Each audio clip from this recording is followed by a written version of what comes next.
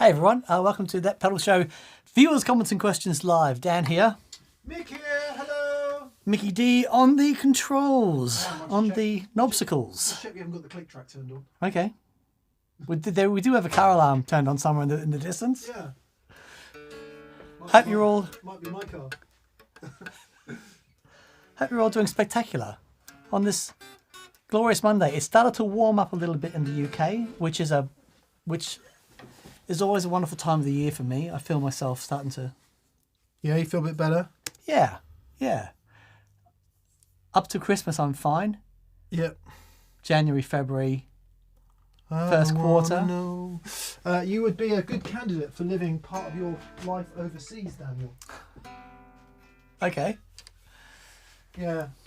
What are you trying to say, Mick? The trouble is, when it warms up here, it then starts raining. Yeah. And I'll take the cold any day over. I do -10 rather than it rain. Right, okay. I just can't. Because -10 and sunny is quite lovely. Yeah, actually, to be fair, -10, you do need different... You'll know about that if you live in Canada or somewhere where it gets really cold. Anyway, enough weather chat. Welcome to viewers' comments and questions, lovely people. Where there is him and me. There be you.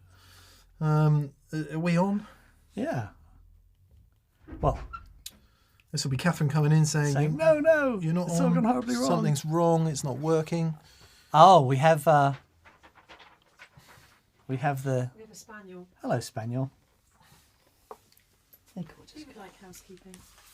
I'll take it. Thank you. Hello, Rosie. The spaniel's here. What are you doing? She's been out for a walk today, so she's all mucky. She just pulled out your power cable. I mean, she goes out for a walk every day, just to clarify that, but it was especially mucky today. Are we live? It is an absolute must-have. Oh, there we are. This is science fiction. Oh. A game changer for learning, practicing, or remixing songs. Nice. I bet she can play it better than you can. Yes, she totally can.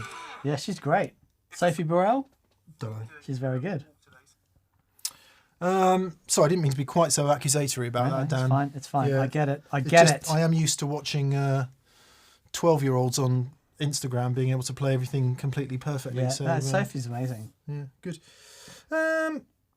MT says hello from Texas. Do you all of us think that the CXM 1978 is worth it?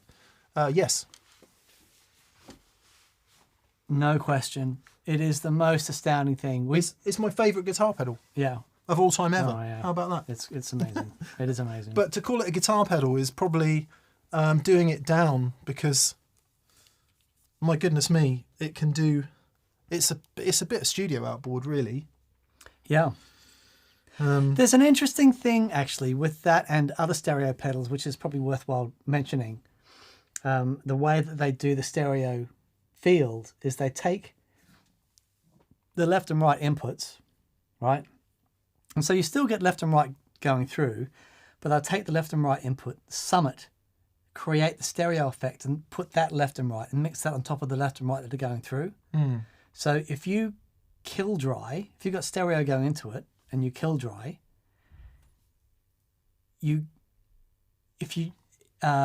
if you put like a multi-tap delay in there and you want to hear the reverb, you'll hear stereo reverb, but you won't hear the multi-tap on either side. Oh. But when you put your dry signal back in, you still get your monitors. The monitor's just fallen down. This bowing. That's quite interesting. Yeah. That's okay. But that's a really common thing. But it's man alive. It sounds absolutely stupendous. Yeah, it's funny. We did have an occasion to hear a very well considered modern reverb that somebody brought in and really liked, and they played it and they were going, wow, this sounds great. And we turned the CXM on and it's like, Oh dear. just different game. Yeah. Completely different game. Yeah, it does. It does sound like high-end studio gear coming through your amp. So if you're going to use it all the time, then it's worth it. But if you're going to use it for a couple of songs, then you're probably better off with a TC Hall of Fame, which also sounds epically brilliant. If that's what you require from it. Yeah. No disrespect to the Hall of Fame, great thing that it is. Yeah. But if you use reverb all the time, and it's definitely changed me from going from I only like spring reverb. Now I'll use a small room, 2 plates, a massive hall, Nice. and I use them all the time. Yeah. And I And the flipping love modulation on it it's just is it's killer. normally a modulation on a reverb to me feels a bit effecty, feels a bit. The modulation on that thing is something else. It just gives this sense of movements is such a arbitrary thing to say, but Yeah. there's a depth to the modulation in it that I don't know. It just feels it's something else. You know what I mean? It doesn't feel like you've taken a reverb and thrown it through a chorus. No. It's really, really cool. Okay, then, as we said, welcome. Thank you to BV for moderating this. BV, What a superstar, BV. thank you so much. Yeah, thank you, buddy. Ted C says hello from Rockford, Illinois. I haven't just done a load of Class A drugs. I genuinely have a blocked nose. Yeah. Nick Tilleros says hello, boys. Tom Drawstrings, hi from Belgium. Michael Giliberto is on. Jeff Ball is on. I'm Love from Las Vegas, says Michael Ball. Oh, Eagle Ray Rob. He says, ordered teas from TPS store last Monday during Q&A.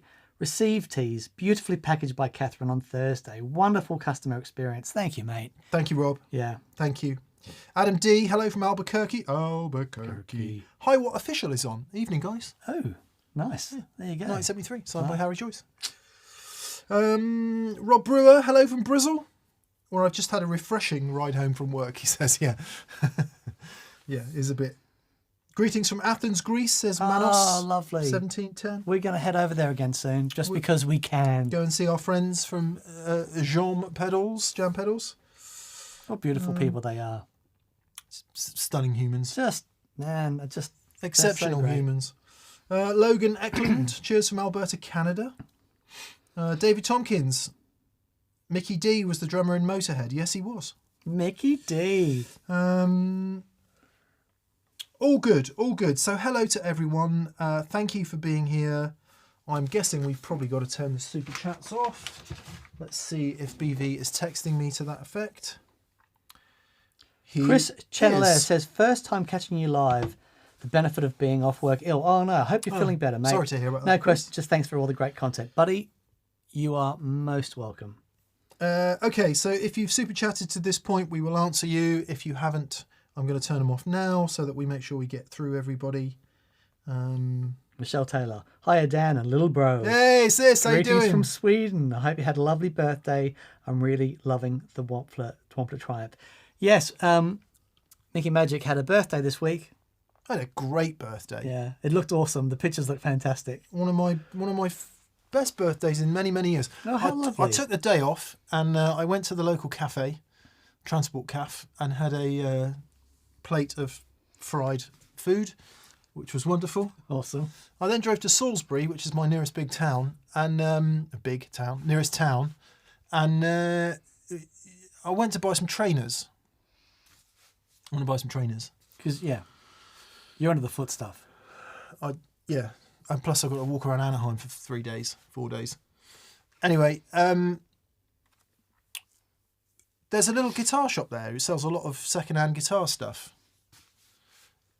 And in I walk, and serving in there is a guy called Jolien, who I've come across a few times over the years, who plays guitar a bit for Pete Townsend and some other stuff. Wow. And then I'm trying out that, because I accidentally made a purchase, which is a 1979 Fender Bassman 70. Oh, my word. That was sat on top of a Marshall 2161, which is what I actually wanted to buy. But then I played the head into the cab. I was like, happy birthday to me. well, I sent a picture to Dan, to us, actually. Happy birthday to us. And it's brilliant. Anyway, who should walk in but Scott McKeon and Paul Stacey. So I just took it as a This is the day. as a kind of sign that the purchase needed to happen. Yeah. And Because they're not going to stop you from buying a 79 basement head. and then we went and had a couple of cups of coffee, talked tone and stuff. It was really nice. But it turns out Paul and Jolien used to play in Mark from Take That's band. Oh, no way. And they were on Top of the Pops, I think, once when he did a... Fantastic. And anyway, it was just very nice. And then Dave Gregory played guitar on the album. I think Paul said that. Yeah. I think Paul said that. And then I got home, Catherine took me out for dinner, and it was just a lovely birthday. Lovely. So, thank you for all your kind wishes. Scott, sorry, we haven't answered any questions. Anyway, a bit of serendipitous purchasing activity. Dan's played the amp today. What do you think of that 79 Fender Bassman 70, Dan? Why don't modern amps sound like that? Yeah. It is the most ridiculous sounding thing. And so paired it through mixed rig with the 2-rock. It's like, no, that's it. You're done. Stick a fork in you.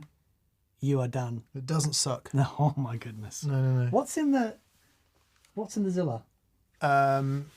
The warehouse EV alike. Okay, right. Which they don't make anymore. Right. Gee, it sounds good.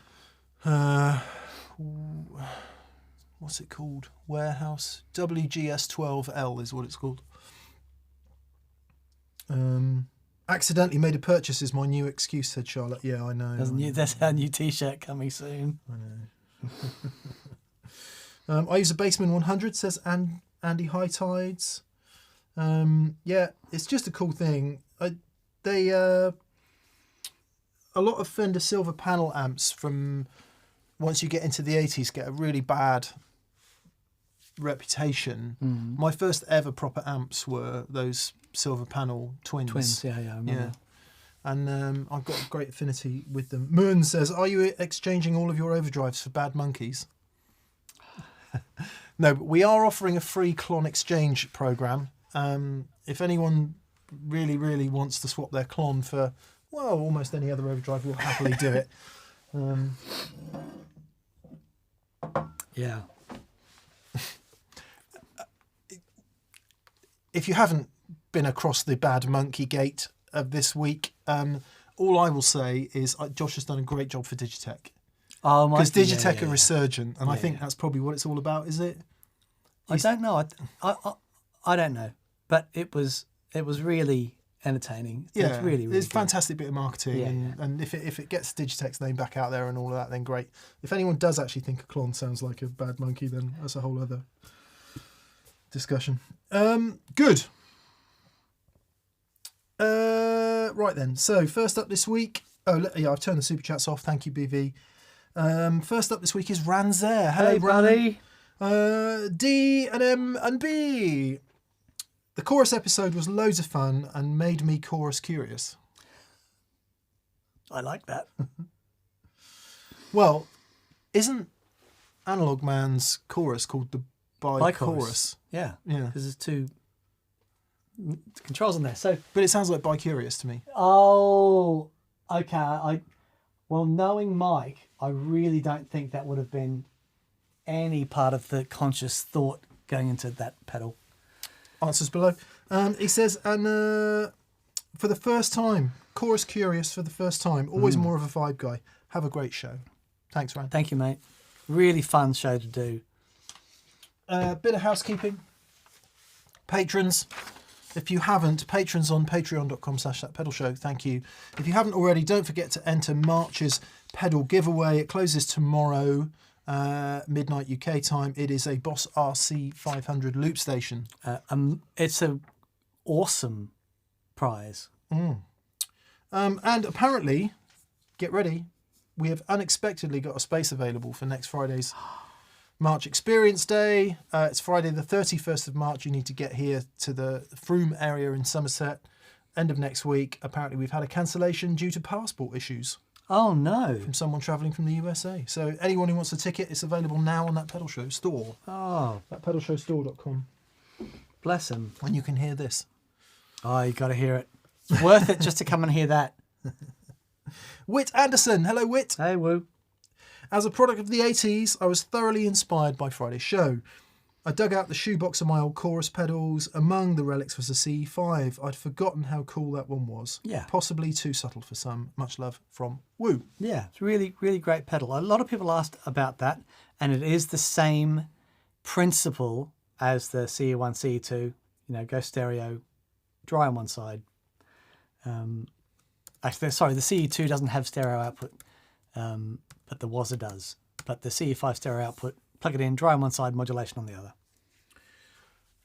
Yes, and it had some extra filtering, didn't it? I think It's got some extra filtering. You got some tonal options on Yeah. the wet side. So what's really interesting about that is that if you take the entire signal, right, the frequencies, the entire frequency spectrum of both signals, and modulate one side, it's very thick and very lush. But if you get rid of the bass on the modulated side, you're only hearing the movement on the top end, which can be really lovely and shimmery and not as thick. Opposite is true as well. Get rid of the top end and you just get a warble in the bottom. And sorry, Lee and Pete were here recently, and I'm still getting over it. But it's a really, really, really great pedal. Nice.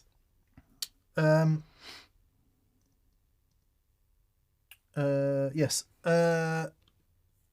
Next up would be Square Wave Symphonies. Alex, hello Alex. Square Wave Symphony says, "Hi D&M, I just got my 4 Lucky Dip shirts." Lovely. Thank you so much for buying shirts, Alex. A huge thank you to all of you at TPS. Do you have any experience with the Celestion G1250? I was offered a used Grossman ISO cab with either this or a vintage 30. Much love, from Alex. I just Googled it. There's 2 G12M50s that I can find. Right. Or G1250s. One is a hempback Oh, okay. semi-premium speaker, judging by the price, and the other looks like a OEM type cost-effective speaker. Okay. And I'm judging that purely by the price. One is £45, the other is £100 and some pounds. For comparison, a G1265, which is the, well, I guess the post-roller one, or the roller one that Robin Ford likes, is 150 quid. So yeah, no, don't have any straight experience of it. I would think a vintage 30 in one of those cabs would work brilliantly well. What have you got in yours? The same ones as you got. You mean the Marshall 2x12? No, in your Grossman cab. Oh, the Grossman cab. I've got a greenback. Just 25-watt greenback. Yeah, that works nice. Yeah. Well, it's a greenback that's been hammered. So it's really sensitive. You know, get the mic on there, enough, bit of gain. They're popular for a reason, aren't they, wonderful. greenbacks? Man alive. I find for that cab, the greenback and the blue, and I only ever swap between those two speakers. I've got a theory about that, and that's that they've got more going on at lower volume. Yeah, Because sure. they're There's lower so power much- speakers. Yeah. Whereas with a higher power speaker, I always think you've got to give it a bit more welly for it to really start speaking. If for want of a what better you word. want is speaker sound, you know what I mean? Because that's exactly right. With the blue, I do get, if I give it just a little bit of love, and I do get a little bit of that cone cry for certain things, and it sounds flippin' magic. But there are moments I don't want that, and I put the greenback in, and it's more clarity, and it'll take a bit more signal. Yeah. But because I'm recording low volume as well, I'm not really, I mean, I have had the mattress in there and the greenback and really given it some. Just sounds flippin' ace. Nice. Good luck. Yeah, good luck, mate. Out of the two, I would choose the vintage 30. Good luck. Yeah, good luck. Swizz871 says, leg ends. The other day, I decided to play with the weirdest pedals I have and dust off my mood. Nice. I assume you mean the Chase Bliss Audio mood. Of which they have released V2. Version 2, Yeah, stereo and lots of other shenanigans going on. A ring modulator, rainbow machine, mini glitch, and some delays. Next thing I knew, 4 hours had gone by. Yeah. You know what? I walked in today and there's a lot going on at home, a lot going on at work, like really, really full on stuff. And Mick says, come and try this, and plug the basement in, and Mick's board up. And I don't know how long I was playing for. At least half an hour. And at the end of it, I just feel, I feel reinvigorated. Yeah, I wish I recorded it. You played some lovely stuff. Oh, thank you. But I think that's the thing. If you get lost in a sound, it really, the benefits.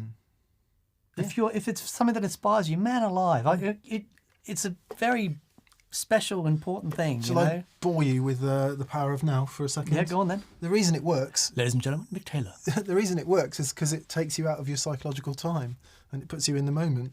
Oh, wow, okay. And that moment is infinite. Yeah, sure. So that's why it works. I think we talked about this last week. That's why people do extreme sports and golf. Right. And golf. Yeah. Extreme sports and golf. Although I think golf is a creator of much more psychological time than any other sport, isn't it? Yeah. Anyway. That's great. That's fantastic. We totally get you, Swizz.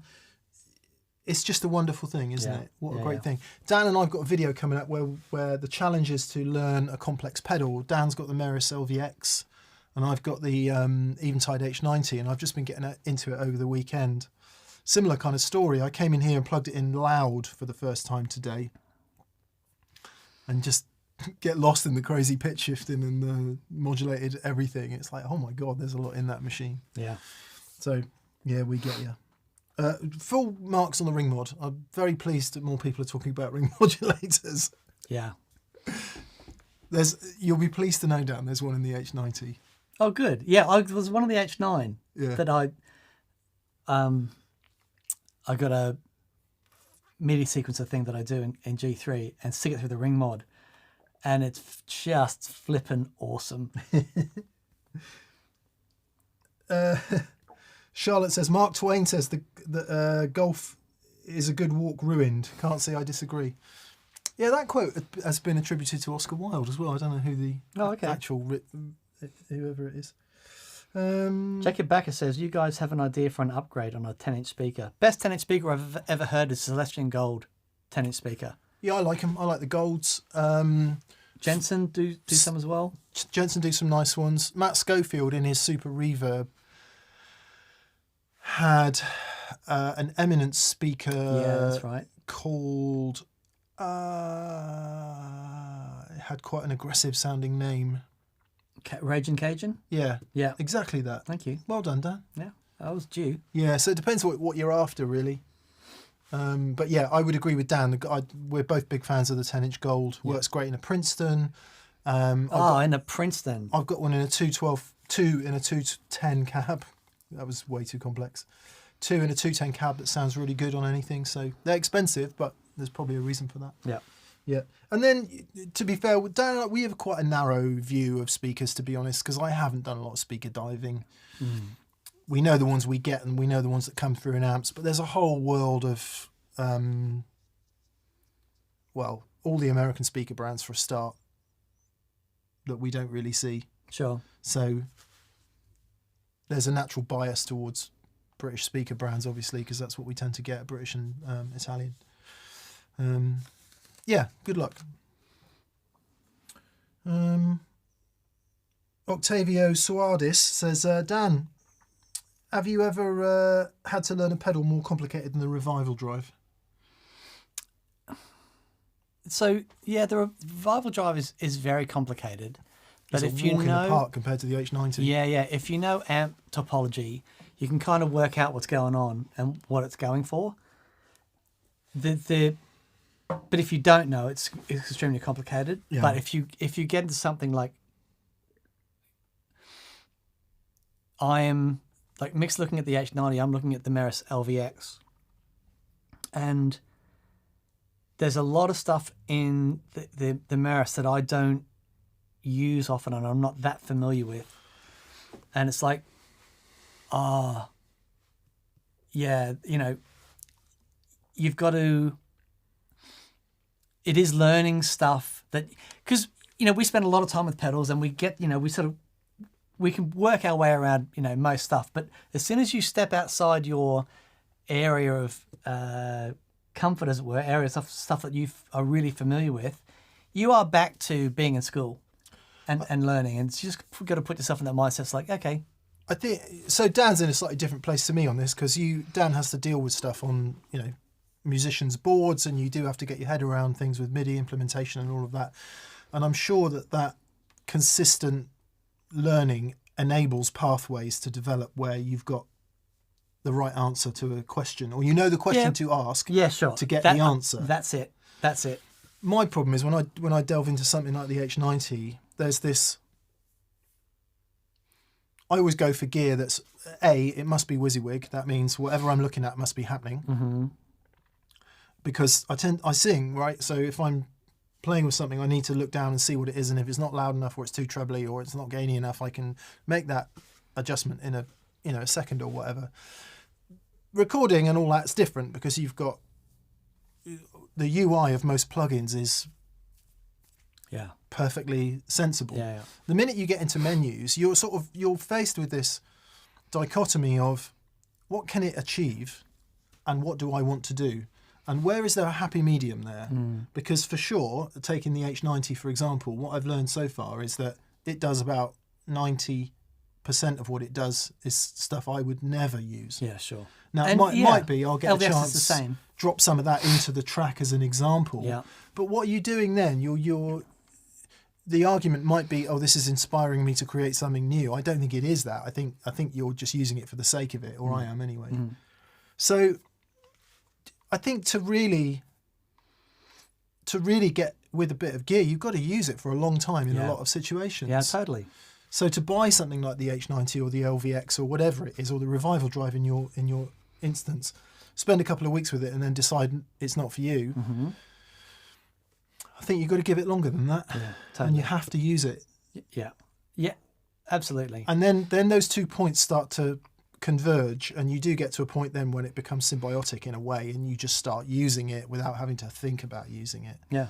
And that's the ideal spot, I would have thought. Yeah, sure. But I think that would take me, I reckon that would take me 50 sessions with the H90. Okay. At least. To get really comfortable with it. Yeah. Sure. Yeah. Nigel Madison says, is Chris Shiflett paying a visit when he's over? Heard him talking about using gig rig gear and speaking to Dan on the Aurus audio channel. Well, we are visiting Chris this Sunday. We're going to go out and hang out with Chris and have a chat and meet up. And so, be good. Flippin' awesome. That'd be a nice rock and roll day. I was talking to one of Chris's techs. There's a few techs that work with the Foo Fighters, and he was out at the back of the studio. Is it the 606 studio? They have and it's like all the Foo's gear, all the Foo's guitars and everything, and I'm just going, this is bad. So we are seeing Chris this Sunday at Thekla in Bristol. Which Yeah, will just be we'll fantastic. be making a video, so we'll try and capture as much of that as possible. Yeah. Stephen Koppelcam says, I can't wait to watch Mick on Dipped in Tone. Thanks for the reminder, Stephen. Rhett was on tour, so I was very honoured to be asked to be a guest on Dipped in Tone with Zach Broyles, which is on their YouTube channel now, I believe. I think it just went live today. Fantastic. Yes, thank you for that reminder. There's another good question here. Oh, no, better get back to the super try. Jeff Boss. Hello, Jeff. Hey, D&M, any suggestions for an always-on pedal or preamp for my Fender Tonemaster Deluxe to warm it up and that will help it take drive and fuzz better? Okay. So you want something... Oh, don't say it. I'm talking to myself. What was the answer going to be, Dan?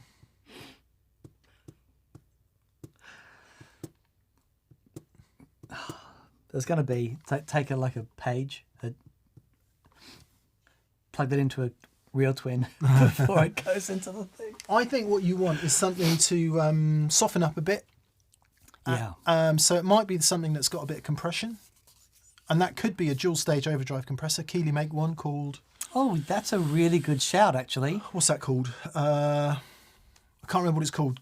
Keeley make it. It's a compressor on one side and an overdrive on the other. It's in the same format as the Aria. It's the Aria. Yeah. That is a really good shout. That's a good shout. I got two new pedals this week. I say we got 2 new pedals this week.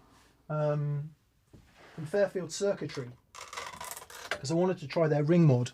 So they sent a ring mod, but I'm also really interested in this. It's called the Model B, or the Model B, given that they are French Canadians. It's lovely. It's a lovely girthy sounding drive. And it is a switchless. It's a switchless version of their. I'm just going to make sure I get the name right, which of course isn't on there. God. One of their other overdrives, and the reason it's switchless is because so many people buy it as an always-on pedal. Oh, okay. And they were requested to make a switchless one, and we just plugged it in for the first time. It's got a sag control on it. Yeah, it's really powerful. And you can run it anywhere from 9 to 18 volts for more or less headroom, and it just, you know how sometimes overdrive pedals kind of, they change too much of what you're listening to. This is among the best more pedals I've heard in a long time, and you can hit that with something, a fuzz or another overdrive, and that's going to react really nicely. Yeah. I'm assuming it's based around JFETs because that's what tends to give that to give that feel. Let's see if I've actually Barber Shop is what it's called. Yeah, there you go. JFETs. It is JFETs. So the full-size one's called a Barber Shop. It's Fairfield circuitry, and it's called the Model B, and I really, really, really dig that. Yep. But after that, oh my God, Lightspeed. Yeah, Lightspeed's a good shout. What's the thing we always love so much from Hudson? Broadcast, if you can tame the high end on it. Yeah. Might be a bit spiky sounding. Yeah, I think the idea of having something that limits a little bit in a really sweet way is a really good idea. Tube Screamer. You could do worse. Don't laugh. No. Hot cake. Because if you think about what a Tube Screamer does for a second, it knocks off a bit high end, it pushes that mid-range that makes everything sound chewy and fat, bring on more feedback, and it cuts a bit of bass. Yeah. And I don't know about you, but those Tone Masters have a tremendous amount of bass in them. So you're not the first person to ask that question, by the way. Yeah. There's a few people that are like, is there a way that I can get this to be a little bit more responsive? And it's like, you know. Yeah, I don't know where you're based, but Black Star make a really fantastic boost with a tube in it. Yes, they do. That works great. Yeah, that's a good shout. I've gone back to using an old BK Butler tube driver, and he still makes them. Oh my God, it's so good. And you can pick them up for sensible money. Yeah, so good. You know, I've still got the page on my board.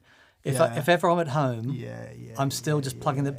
If I'm like, one thing I'm doing with this track that we're recording at home, plug into the page. I'm plugging the page straight into the audio recorder, and just getting a bit of compression from the page. And honestly, it's the one pedal I have tried to take it off the board and replace it with things. It always comes back. It's fantastic. It's astonishing. Good luck getting one. I tell you what else is absolutely brilliant and would be easier to get hold of. There you go. Yeah, that's killer. The Valbrook Kowloon drive. It's got a tasty burger. Yeah, a lot higher gain range, but the lower gain sounds are also amazing. It is spectacularly good. Every time we've plugged that in, I've really enjoyed playing it, and specifically the feel of it. Yeah. There you go. Well, his delay as well. I love the space time. Just epic sounding thing. Yeah, he knows how to make a good pedal, that guy. So there we go. There's some suggestions for you, and we hope they're helpful, Jeff. You're in Canada, so it might be the Fairfield circuitry. Yeah, that'd be a good shout. Route is a good way to go. Yeah. Support your fellow countrymen and women. Michael Giliberto. Hello, Michael. He says, hi, DNM. Following up on my question last week about 3 pedals for a rehearsal when you don't know what the amp's going to be. It's happening today. I chose a Tim, nice, a Duelist, and a Halo. Beautiful. That's great. Yeah, Tim's a good shout, actually. Yep. Duelist is a good shout too, because you've got those glass standard and thick options, or fat, whatever it's called. So depending on the way the amp's voiced, you can, that's really clever. Great shout. I like that. Well done, mate. Have fun, Michael. Yeah.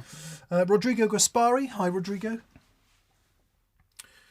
says, buzz starts out of the blue sometimes. Here, it could be as random as someone in the building turning the blender on. Is this true? Should I just accept the randomness or keep looking for the culprit? It does drive me crazy. Okay, so there's something that happens in the UK. They'll do a line test, like BT, British Telecom will do a line test that can sometimes, break through. If you've got dimmer switches, like fluoro lights or lights that are on a dimmer switch, that can cause noise.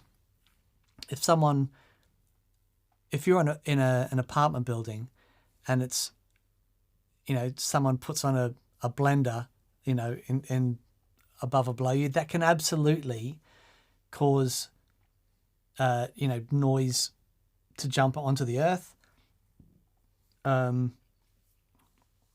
What it's doing is that if you imagine that motor, it just causes a ripple and that will come across.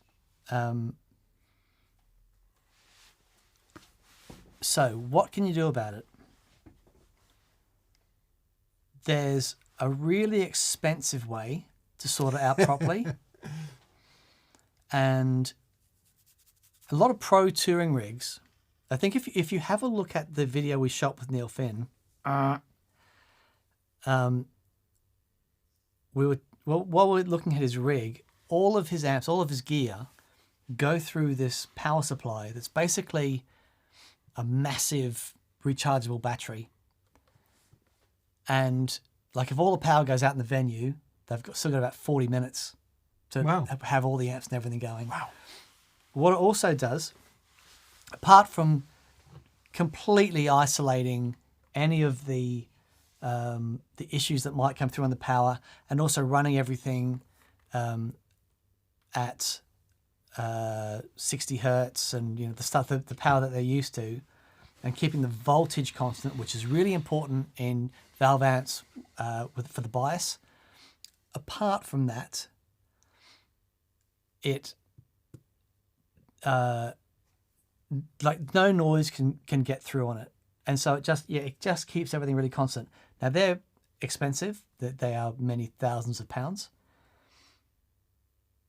To be honest, it's the only solution I've heard that works. Everything else is compromised somewhere. Yeah. There are. Now let me just think if I can see the brand and his signature, but it's such a scrawly signature that I can't quite read it.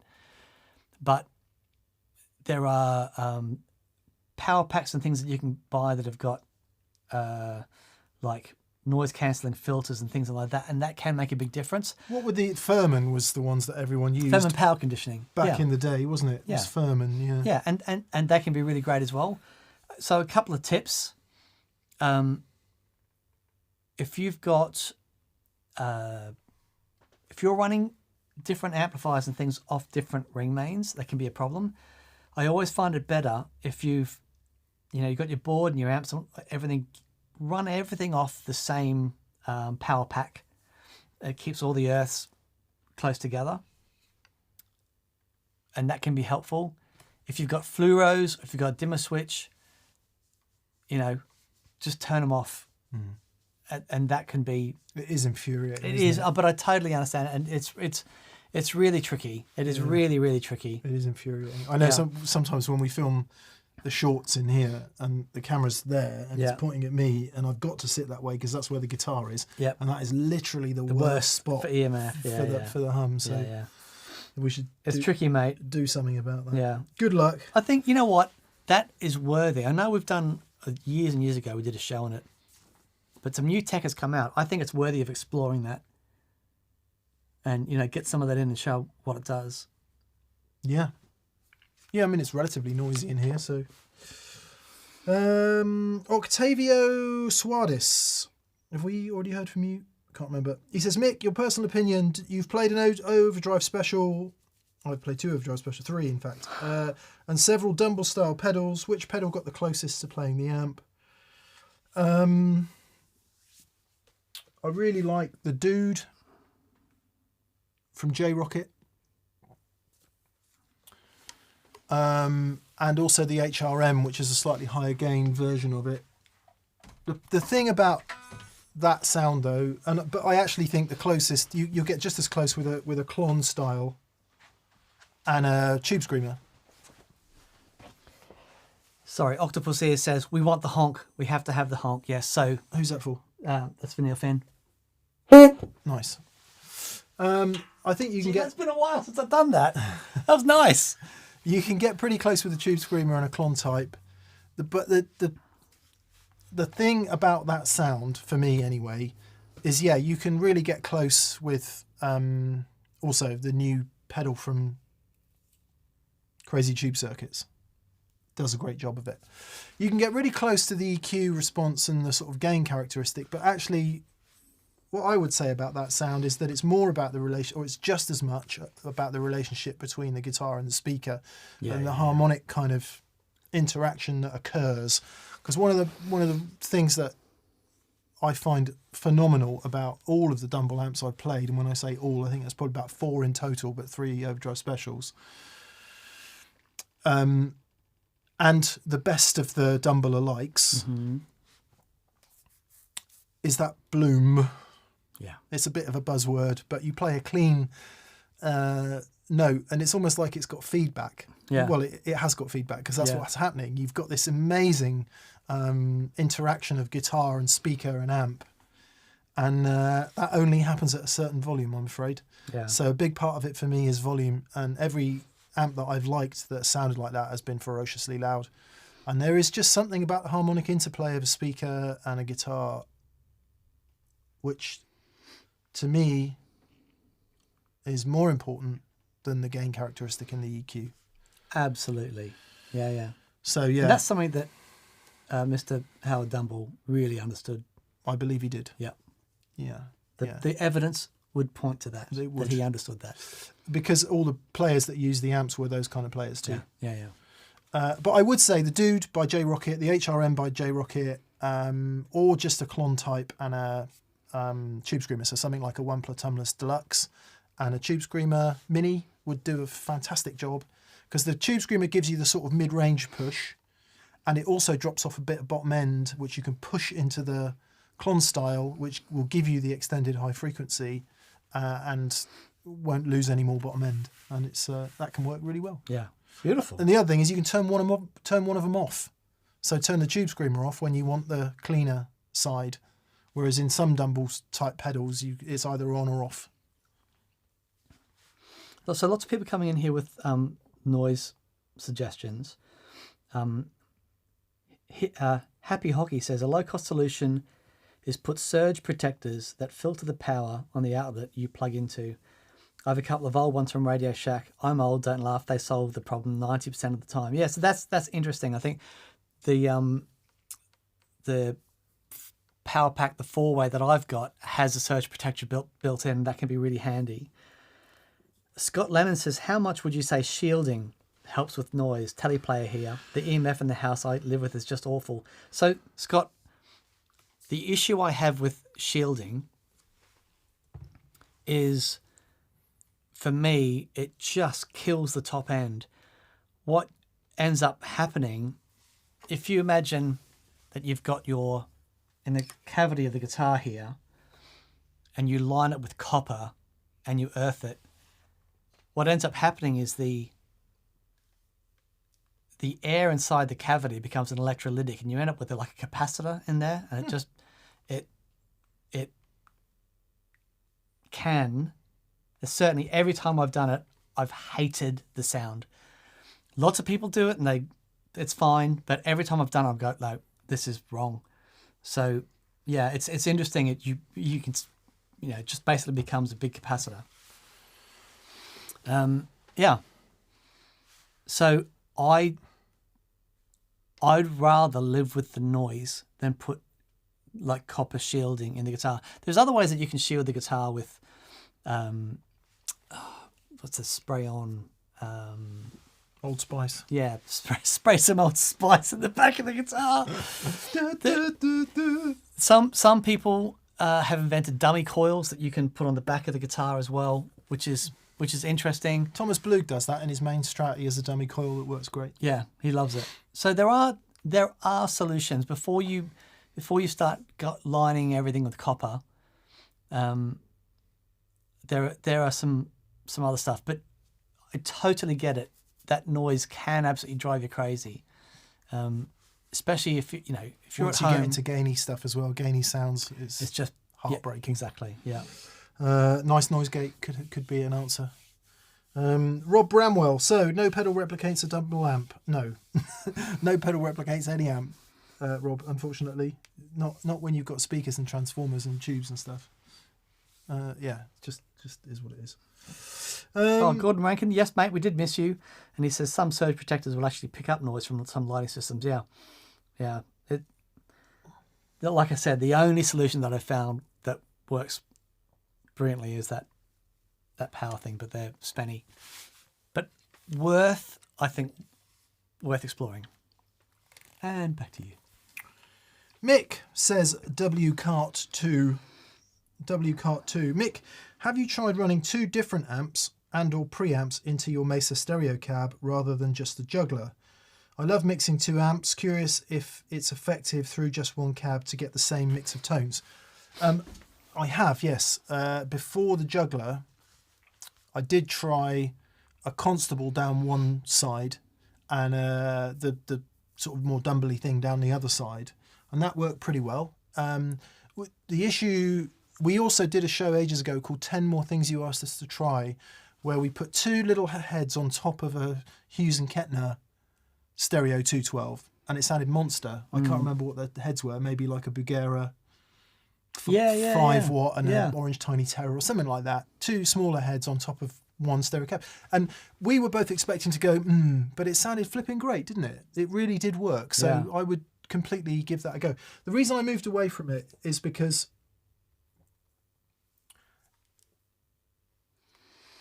if you, like, so Dan and I will often use 2 quite different amps. Take these 2, for example. 1979 Fender Bassman 70 and a 2-Rock TS1, quite different.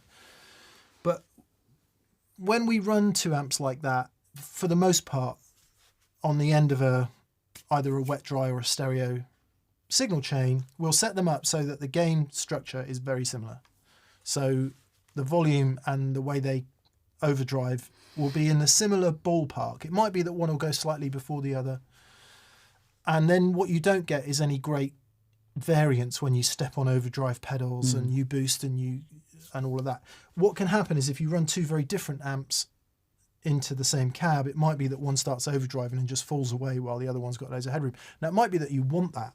It might be that you're using that as part of your sound. And certainly Dan was doing a thing where he would run the Lazy J's more gainy and his matchless cleaner, and it worked great. So if that's what you want, that can be a great way to do it. Personally, I don't like doing that. I like both amps kind of lifting and getting louder and quieter at a similar... Because that is a problem if you start running more level. Like the Laser J would just have extra gain. And that's what I ran into with the Constable and the more Dumbly preamp approach, was that one was always slightly more gainy than the other, and I just got this feeling that it was kind of doing that a bit too much. So I preferred to keep the gain stages uniform through the whole thing and then split wet dry for the wet effects and then bring it all back again for a stereo reverb at the end. And that I have never been happier with the sounds coming out of the 2 amps behind me. It's just a magic thing. But good luck. But yes, stereo and wet dry in one cab that's split to do the job works great. Yeah, just to clarify something, I'm not saying the copper shielding doesn't work. It absolutely can work, and loads of people have used it with great success. I think someone's said that Stevie Ray Vaughan used it in his Strats. I'm not exactly sure. Stevie Ray Vaughan did everything. Yeah, I'm sure. He played a Parker Fly on most of his gigs. It was just disguised as straight into a Helix. number one. Yeah, straight into a Helix. No, it absolutely can work. It's the same thing as a cable, right? The way that you've got the distance between the center core and the ground, and that's where you'll get the nature of the capacitance is, that resistance, and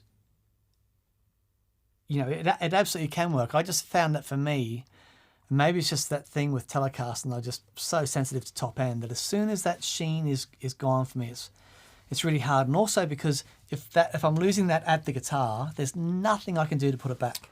Dan loves it's astonishing how much Dan loves treble. I really like it. And here's the weird thing, right? So Dan loves a telly into a Vox on the bridge pickup, and he won't have the cut control on at all. And sometimes I sit there listening, I'm like, wow, that is a lot of treble, but it always sounds musical, and I think what it is you like about it so much is that it's always overdriving just a touch, or it's compressing a little bit. Yeah.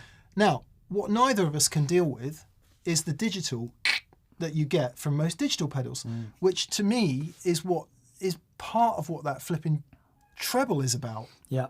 And you hate that.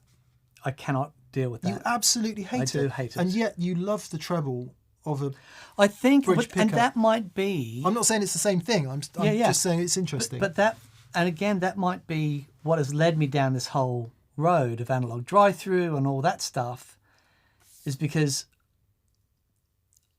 I love that, having that attack and that, the whole thing, the Telecasters, it just fills me with joy. And it's challenging in a way that, if you can control that sound and make something, it's the most incredible thing in the world. But then if it's compromised at all in any way, I cannot deal. So it's like, which is why I can only use analog modulation. And I say only for if I'm like flanges, which I use a lot. It's like stick a really beautiful analog flanger in there. It's like that's it.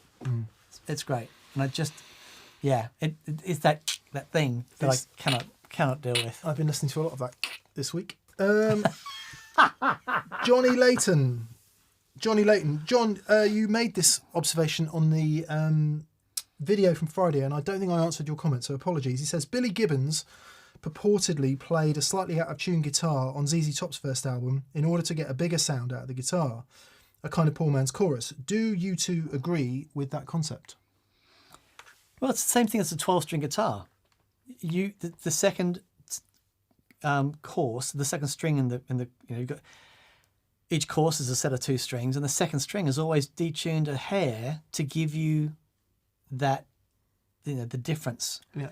And that's, that's what they sound like. There's a brilliant Eagle Rock documentary that was made before Dusty died, and I guess it's a few years old now, but it was still relatively recent, and it talks about making that first record, and apparently the record company guy was around the studio when they were cutting it.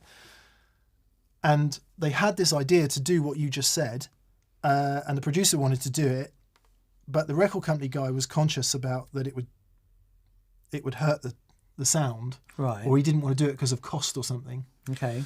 So they sent him off to get food, but they sent him miles away, which gave Billy enough time to cut the tracks with the second guitar part. Now, that's not me saying that. They say it in the documentary, so I assume it to be true. And yes, so that's exactly what that is. Now, how much they detuned his guitar, I don't know, but just standard double tracking, playing the same thing twice, is absolutely common. I mean, you'll hear that on most, if not all, rock records, just to fatten it up. And even if you don't tune the guitar, the very slight differences in the playing will fatten it and widen it. Perhaps partially as a result of what you were talking about, you sort of get minimal Haas effect every now and again, or a variable Haas effect, if such a thing could exist. So if you're double tracking, to do the Haas effect, you have to have the same track split. With the double tracking, it's that human difference. So no matter how good you are, this is an interesting story. As a producer that I used to work with in Sydney called Daniel Denham, and he was working with Neil Finn. Daniel Denham? Daniel Denham. Please tell me he did. Was he always dressed in denim? No. He was a very cool producer. Actually. I would have totally done that, and then I would have had a T-shirt that said Denim by name, but Denim by nature. I think it's Denholm as opposed to Denham. Oh. Denholm. Anyway. That's not nearly so good. He's an amazing producer and an amazing string arranger. Anyway, he was producing a track. I'd recorded some stuff with Max, with him, which was just so much fun. Max Bygraves. Max Sharam. And he was, and Max Bygraves. Max Bygraves did BVs. Decimalization. If you've never heard Decimalization by Max Bygraves, Right. YouTube it. So anyway, he says, I recorded with Neil Finn last week and I got him to double track his acoustic guitar. He said, I've never experienced this before, but he was so in time, there was no chorusing. Wow. When he put the second track up, it just became thicker, but there was no chorusing. Yeah. Oh yeah, that's Neil. That's Neil. That's Neil. What a legend. I tell you what was very interesting on that front, when I did the audio for the show on Friday. If you haven't watched the show on Friday, it's about stereo chorus. I can imagine a lot of people read the title and went, not for me, but please watch it because it's fascinating. Doing the audio, when we did the Haas effect, the bass increased Right. in my cans. Yes. Because there's no separation. Yes. Or sorry, there is separation. Pardon me. Listening to it through studio monitors Decreased. and through my telly home audio system, Right. there's phase cancellation in the bass. So, and it will change drastically depending on what that time is, because if you think about it, what that Huss effect is doing, it's a frequency dependent. It's a time-based phase effect, so it's frequency dependent. Depending on how far away those signals are moved apart, you will get phase cancellations in certain frequencies. Change it again, and then it'll change the frequencies where those phase cancellations occur. Oh, we're both burping today. Yeah. Magic coffee. Could So be. I think it just as a tangent, I think that's why all those sorts of things fell out of favour with people, because it's so unpredictable. Yeah, depending on where sure. you stand. Yeah. Like on one and place. depending on what you're playing. Yeah. Yeah. Yeah, really fascinating. Once you start, and if you talk to any producers or mix engineers, once you start messing around with stereo and phase and stuff, and then they do the old sum to mono test, it's like, no, we can't use that, etc. Yeah. Truly fascinating. Shed says, I think I know what you mean about the digital, but I don't think I'm getting it from Strymon. Strymon do have very good analog drive-through. They do. Yeah. And that's the thing, right? But listen to it at 110 dB and then tell me, because that's where I hear it, is at volume. Gordon Rankin says, Dan, what is that basic DSP part that pedal designers use? It drives me crazy.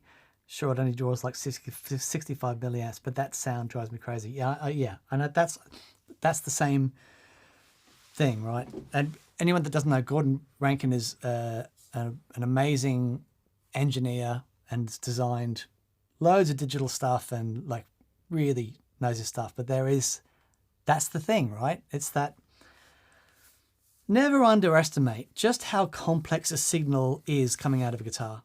There is so much information at such,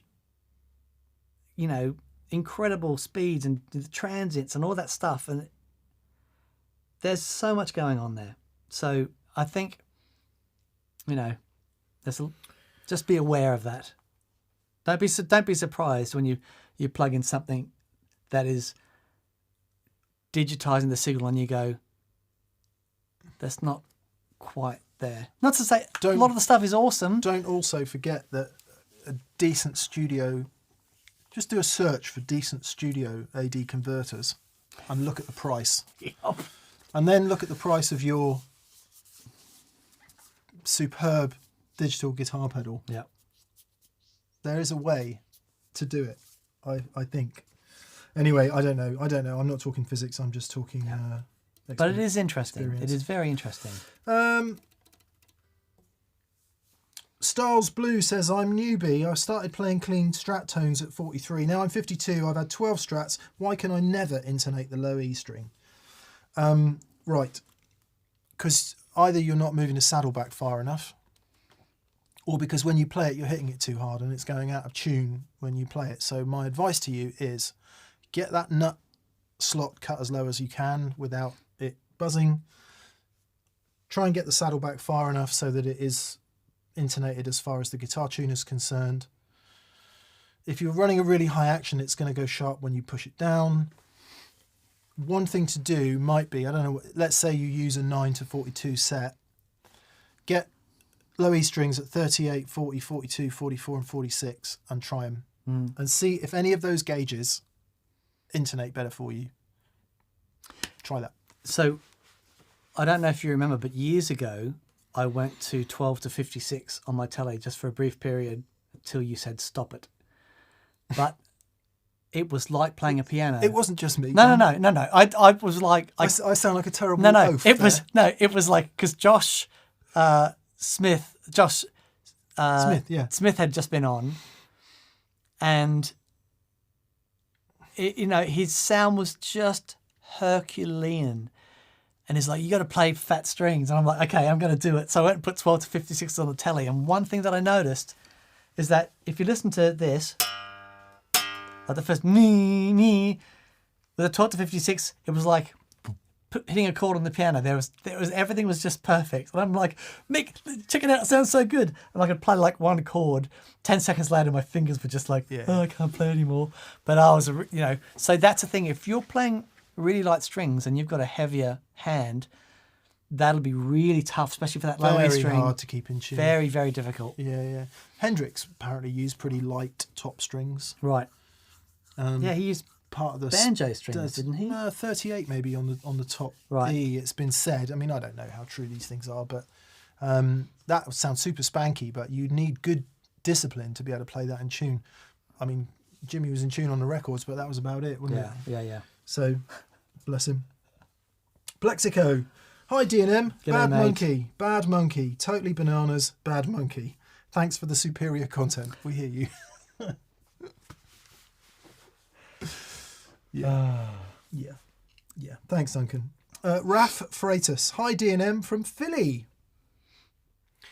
Any shows you're excited for this year? I got Dead & Co in June and the Teskey Brothers in September. A bit of jam and a bit of soul. Nice. Very nice. I didn't know anything about the Teskey Brothers, and then our friend Rob was in one day. We were doing a photo shoot, and he said, "Listen to these guys." I was like, "Flipping heck!"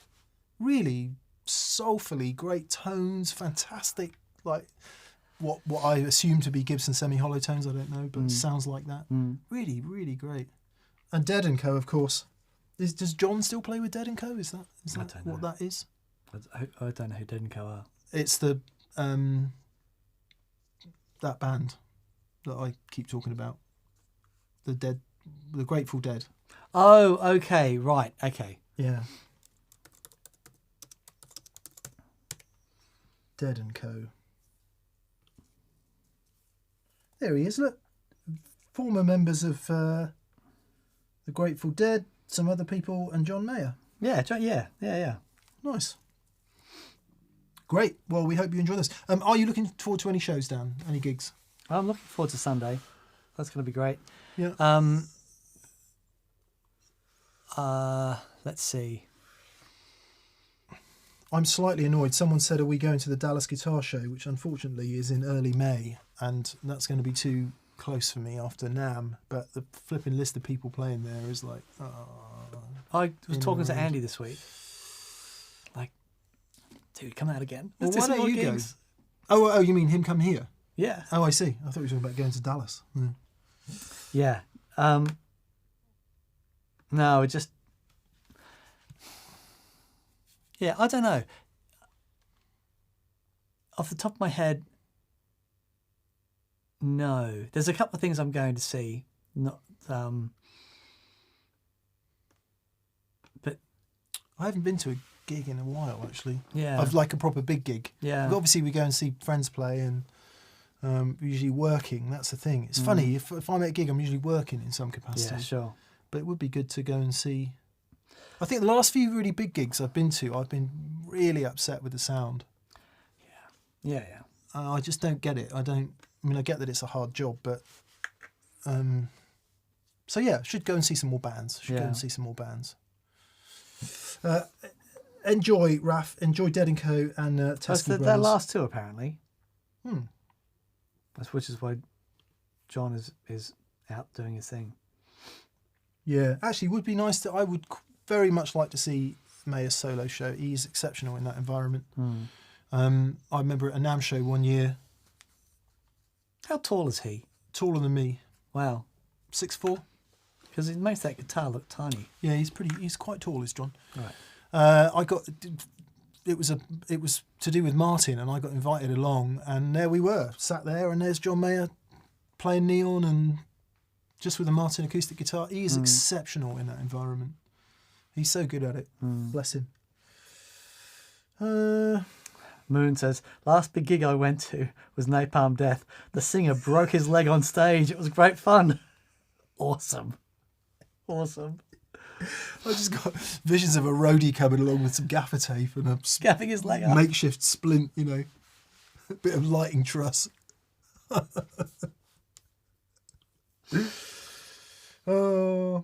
Greg Antonowicz, or Antonowitz. Sorry, Greg, you comment a lot and I probably say it wrong every single time. Anyway, Greg says, Dan, what are Australian nightmares like? And was Janine really dressed like one? Have a good one all the time. So it is such a cryptic... A good time all the time, sorry. Have a good time all the time. It is... Yeah. Where that line came from is a place of pure genius, because I mean, I don't know. It's like, do you remember the Let's Get Physical, Olivia Newton-John? Yeah, I assumed it to be an Olivia Newton-John thing. May she rest in peace reference. Yeah, I don't know. But every time I hear it, it really makes me laugh. It's so clever. For those of you lost, it's when Janine, David's wife, turns up, and they're having... Not your wife, wherever she is.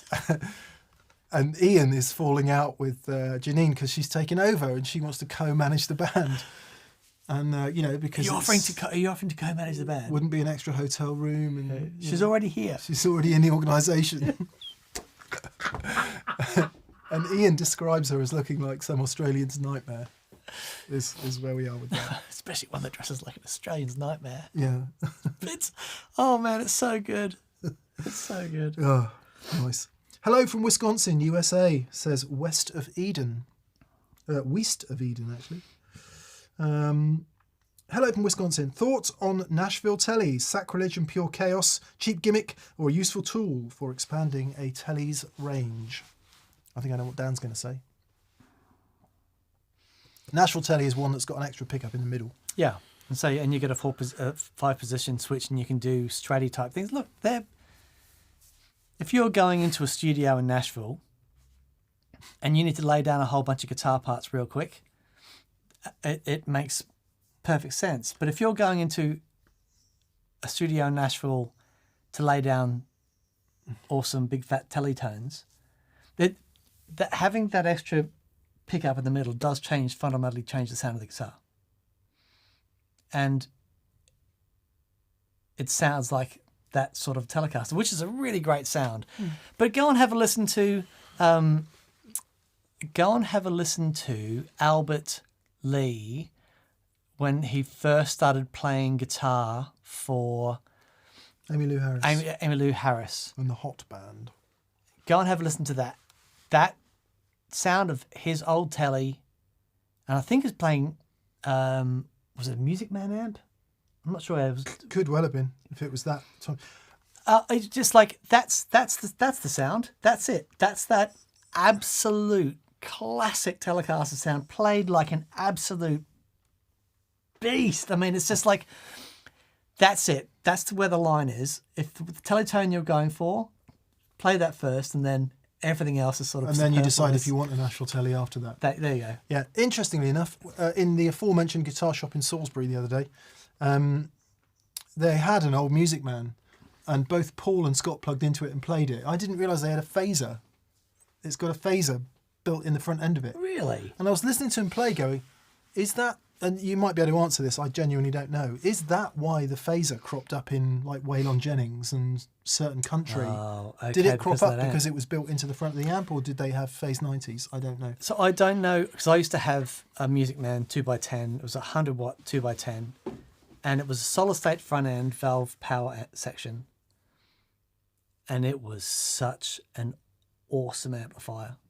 Really, really great. I mean, it's like Imagine a JC120 but with valves in the back end. It's really beautiful. I never liked them. I heard quite a lot of them. Really? Yeah. Yeah. I had a guitar player in our band had one. I think it's Clapton's worst tone ever. Oh, okay. Yeah. Interesting. There you go. Is that controversial enough for you? And actually, on the subject of Albert Lee, I listened to a great. You know, when you open up Apple Music, sometimes you get those things called stations Oh, at yes. the top. Yeah, I yeah. don't really know what that is, but there's a picture of Vince Gill on it, so I clicked it. And there's an interview with Vince Gill, and he's talking about Albert Lee was one of his main inspirations Wow. as a guitar player. And through the interview, they play some stuff, and they play a few of Vince tracks. You feel very humble and small when you listen to Vince Gill. The guy is a titan of music, of guitar playing, of singing, of writing. He does make everyone else look like a... I got such a lot of love for that guy. Yeah, yeah. No, he's incredible. And he'll come on stage and like, you know, t-shirt and shorts and flip-flops and just like Yeah. own the place. Yeah. So He's amazing. he's surrounded by all cognoscenti of the guitar world, and he's like, yeah, okay. Lays everything to waste. Thanks very much. Keep up the, don't give up the day job sort of thing. And everyone just goes, He's unbelievable. Yeah, He he's is great. unbelievable. Anyway, good. So yes, West of Eden. If it seems sensible to you, and you, because some people just really don't like Strats, right, for a lot of reasons. The control layout, the whole thing, maybe the aesthetic, maybe the wang bar. Lots of reasons why people don't like Strats. But if you want those in between sounds and you really love tellies, then why not? yeah. So the problem that I've got, it's not a problem. They're great. And I heard really great tones. I just wish that instead of having a 5-way, you had a normal Telecaster 3-way and a switch for the middle pickup. Because to me, a quintessential country tone is The middle. the middle section. I bet they exist. Okay, they must do. I'm almost. It would be utterly insane if they didn't. Yeah, they must do. Yeah, and I bet Fender's made one with that exact switching. Good. Option. I'm glad. Yeah. I'm glad. Jerome Turner, hello Jerome. He says, I love the SG segments. I have 10. Starting in 1967 after seeing Cream at the Whiskey. No way. I got my 67 custom and still don't sound like Eric. I'd love to have a pint with you guys someday and talk V12Ls from San Luis Obispo, California. Nice. Where they make Music Man guitars. Wow. Nice one, Jerome. In the upcoming video with Danish Pete and the Captain, I was going to mention that. It's so good. Lee plays the 64 Murphy Pelham SG pretty much for the whole video. Yeah. And there's one moment in it It's like, oh. where he's just like, let's go. And he sounds, well, I don't mean let's go, you know what I mean? He sounds like Clapton. Yeah. He really does. Yeah. And Mick pipes up from the background. You sound like Clapton. It's like, and then it stopped Lee. It's like, oh, do I? And then he started playing some Clapton. And it's like, no, don't sound like him anymore. Yeah, nice one, Jerome. It's funny, you know, I was trying to scratch the SG itch and really, really would like one, but I flipping love it. But it's like I've got all these other guitars. So, you know, one is required to complete the set, as it were. But, Yeah. Darren Radford says, Brent Mason Telly, question mark.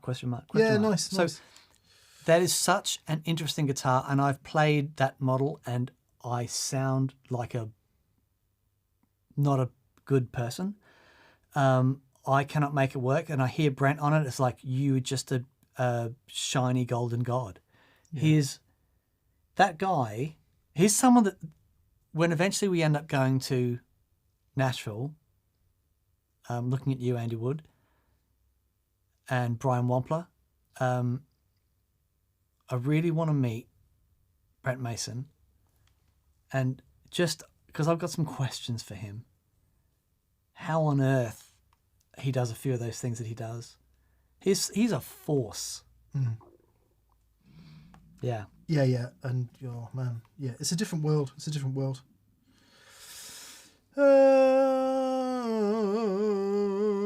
Andre Decon, or Andre Decan, says, Leg Ends, I own 15 t-shirts, 9 of which are from that pedal show. Oh, mate. Does this say more about the quality of your marketing skills or my lack of imagination? I think it says how great that pedal show store T-shirts are, doesn't it? It says that, and it also says that you make great decisions. Yeah, just a great decision maker. It's a reflection on the quality of your character. Yeah. Yep.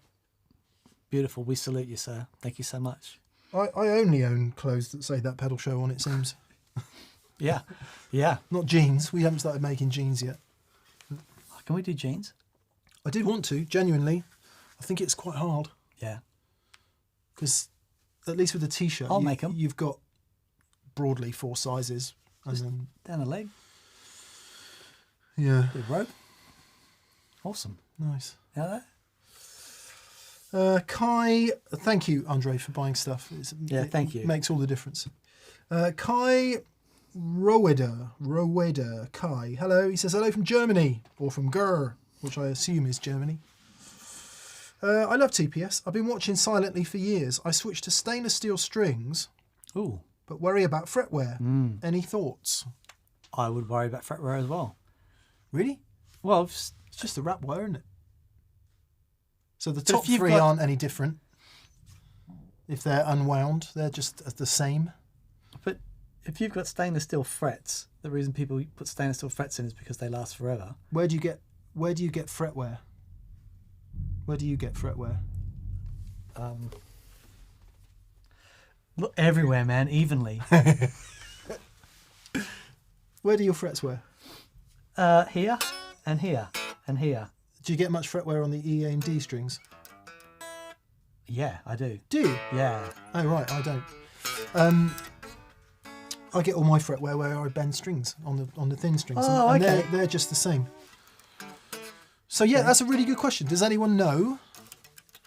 Dan is making the logical assumption that because stainless steel is harder than nickel, stainless steel strings is used on the wrap wire, right, around the wound strings. And it's used for a number of reasons. One, people with nickel allergies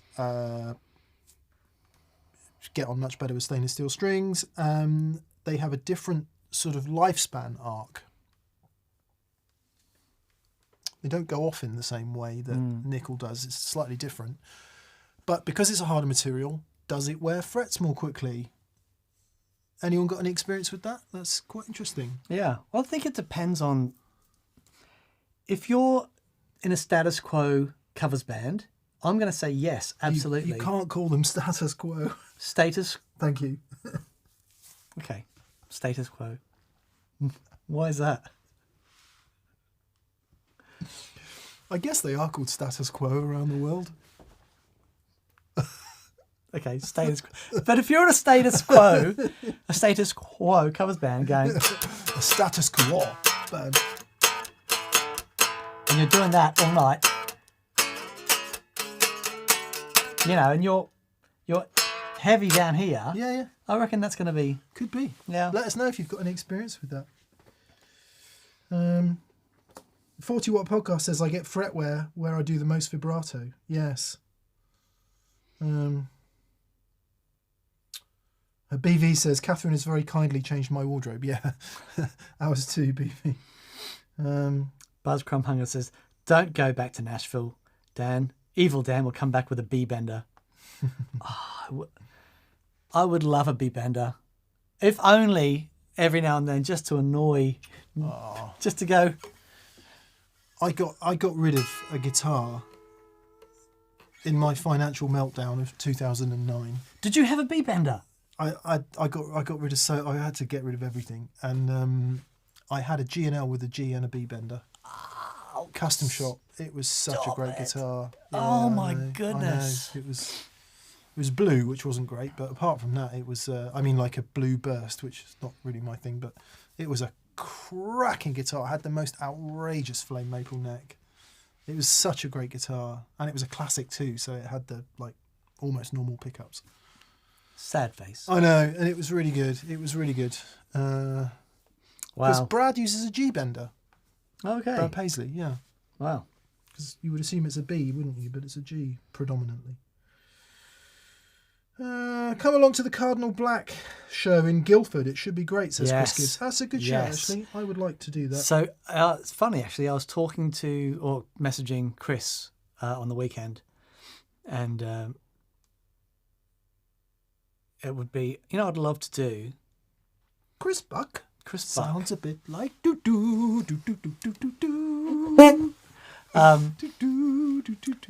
It's funny because I get a lot of clips of his, just playing solos for the band, and they'll just pop up.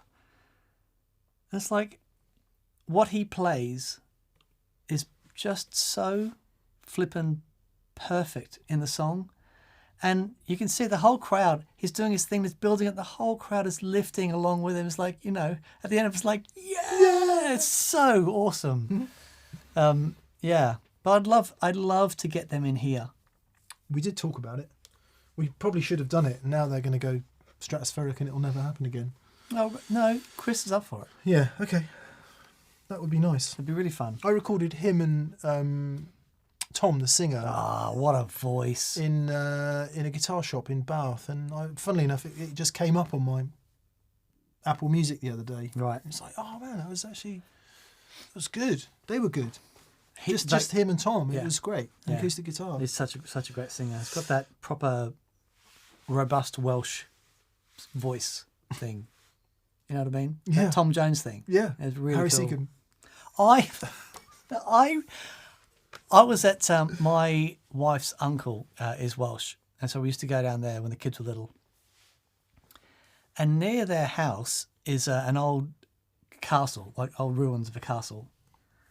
They're everywhere in Wales. Yeah. Right near their house is this old Probably because we blew them all up. right. And they had a beer fest thing going on, and went down there, and there was a stage, and I was a couple of beers in. Person comes up on stage, he goes, "Ladies and gentlemen, the Welsh Male Voice Choir." 40 guys walk on the stage, Wonderful. and I will never forget it. Yeah. I was like pinned to the wall. Yeah, They were so no PA. It's like, whoa. It was an absolute force. It's the same as an orchestra, the same feeling. That Yes. kind of where it's more than the sum of its parts. Where it's a choir singing, Yeah. lots of humans singing, or lots of analog instruments like trumpets and tubas and things like that, violins. And I will make a sort of political point about that's what happens with a flipping guitar and an amp Yeah. and a band in a space that you can never capture. Yes. You can't record it. Yeah. Can't be Absolutely. done. Yeah. I mean, obviously you can record it, but the experience is just not the same. And I've been thinking about that vis-a-vis the whole H90 experience. And I wish we could. I mean, you will have experienced it. If you've been to a gig and heard a loud guitar, then you don't need us to make the point. But when people come to the experience day and we walk in here and we switch our rigs on, pretty much to a person, the comment is, "Oh my God, it doesn't sound anything like that on YouTube." And we're both going, no, it can't. No, exactly. It's not possible for that to happen. And sorry, I appreciate that I've rather stolen your point, Dan, but that's what happens when you hear a group of people singing. Yeah. It's moving in ways that goes beyond any sort of logical analysis, I think. Because I've heard, the occasional choir, and I've always gone, yeah, it's great. But I never truly understood the fascination with the Welsh thing, because it's a tradition that, for the miners and all that stuff. But then there they were, and it's like, I will never forget that. It's incredible. And they're all barrel-chested men. We did a gig at Christmas years ago in Wales, and this the guy gets up and he's doing the presenting. He goes, "Oh, do you mind if I sing a song?" I'm like, "Okay." And he gets up and he grabs the mic and he sings Delilah or something, and it's like we had to turn the mic gain down to like 0. To nothing. It was like I've never heard a voice so powerful. Yeah, really, really wonderful. Yeah. Wonderful thing. Singing is, isn't it? It's the ultimate music. James Urquhart. Hello, James Urquhart. He says, hey, Mick and Dan, a huge fan. Well, thank you. Thank you, buddy. Have you ever tried a Proco Rat in parallel with an overdrive pedal? I have an automaton set up in parallel with my Rat, which has produced some of my favourite rock tones. First of all, let's just say you have an automaton. You can't just call that an overdrive pedal. It's a very special thing. One of the reasons, I did this years ago. I did a thing called a wet box, which is a really simple parallel thing, and went to the wetter box and stuff. But one of the reasons I did that is because it's one of the things that I love doing is parallel overdrive and gain stages. Yeah. Because the nature of the different limiting through both sides and the way that you can find tones that complement each other. You may try a big muff and a quite gainy TS 808, and it's like, nice. and you get that. You just find there's a point where you just get all those mids back, and it's like, it's a wonderful way to find a really signature, unique sounds. I think it's brilliant fun. There are one or two overdrive. It's not a it's not a super popular thing, is it?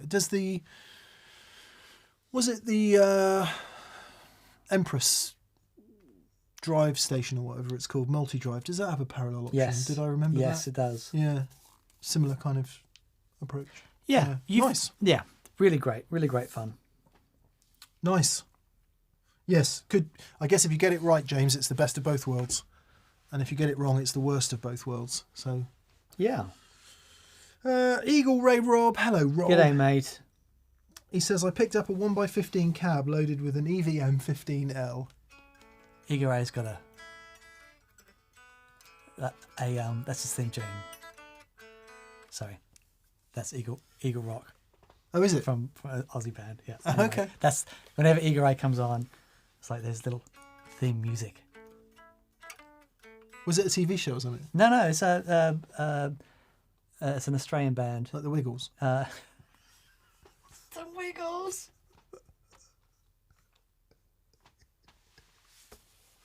The Flying Doctor? That was one of the first songs I ever played live in a high school band. The Wiggles? The Flying Doctor? No. Anyway. Yeah. Anyway.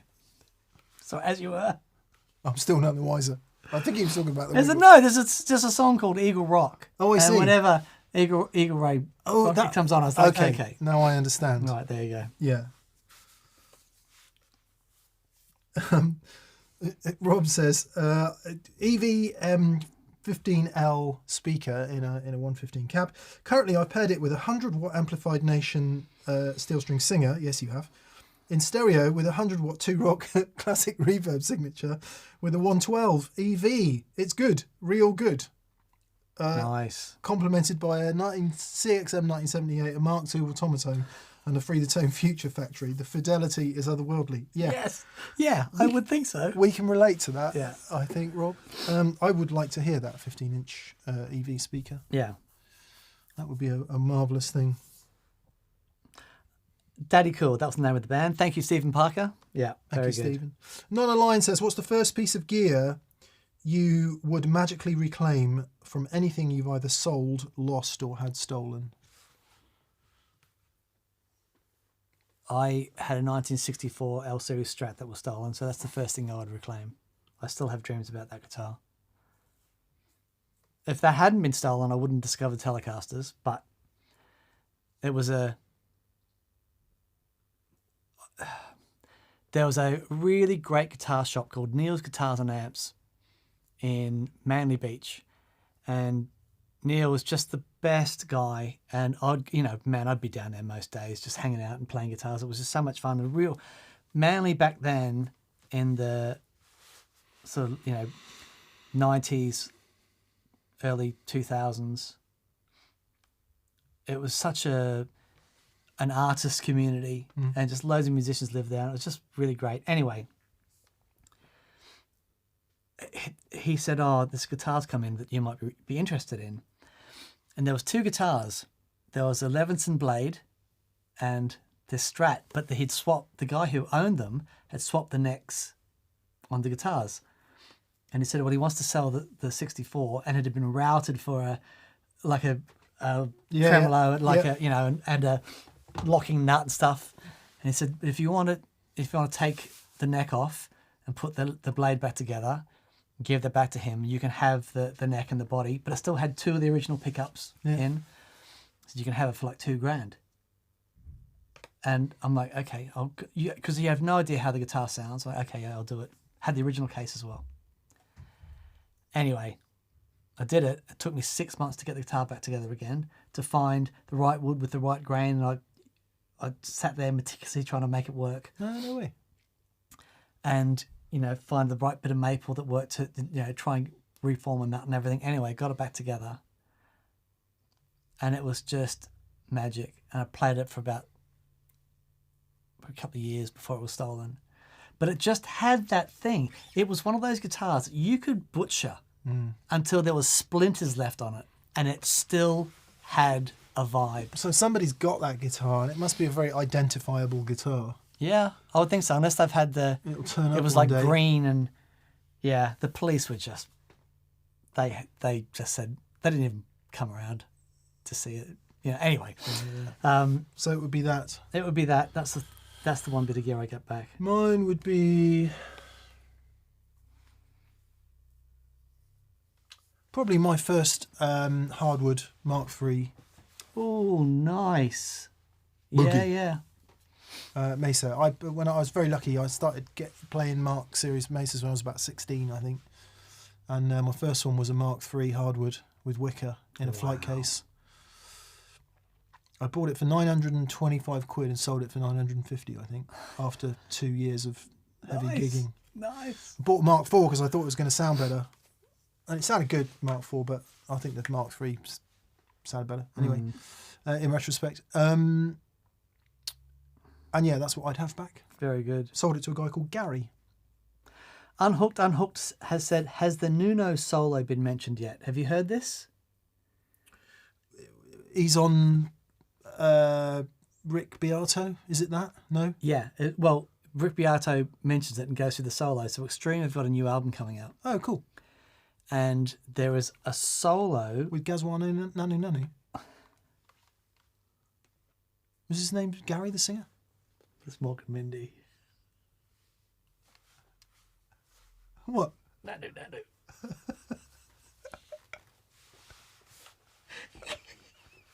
What's wrong with that? It's great. So... And he plays a solo on the new... He plays a solo. Yeah. What's that track called? Let's see. The Get the Funk Out solo is pretty good.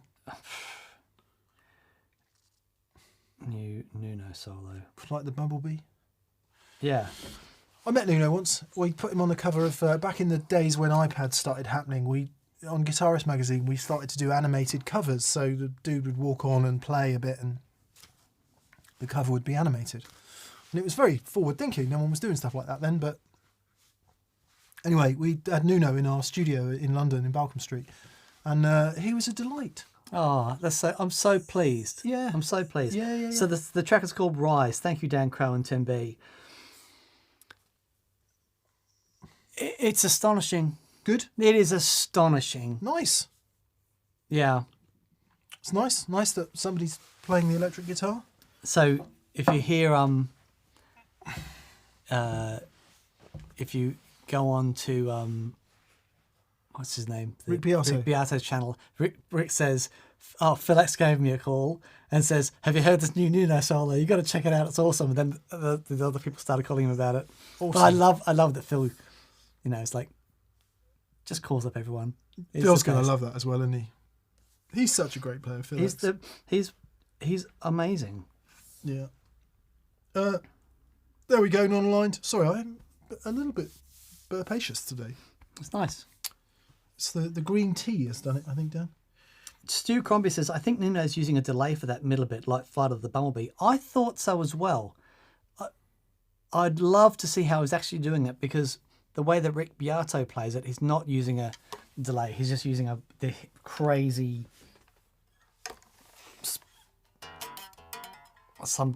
massive Eddie type stretch on the lower strings. So I'd actually love to see how he plays it, because it does sound a bit Flight of the Bumblebee to me. Jacob Backer says, Dan, how's the recording EP thing coming along? It's been really interesting. So last weekend I managed to get most of the vocals finished. I don't know if anyone else is like this, but I've found creative energy post lockdown really challenging. I really want to get it done, because it's nearly all done. And Paul Stacey has kindly said that he'd mix it for me. But it's like, I find singing, sat there with headphones on, singing into a microphone by myself, oh man, that's really hard work. I think, with respect, I think it's madness trying to do it by yourself. But the whole point of the whole thing was trying to do it by myself.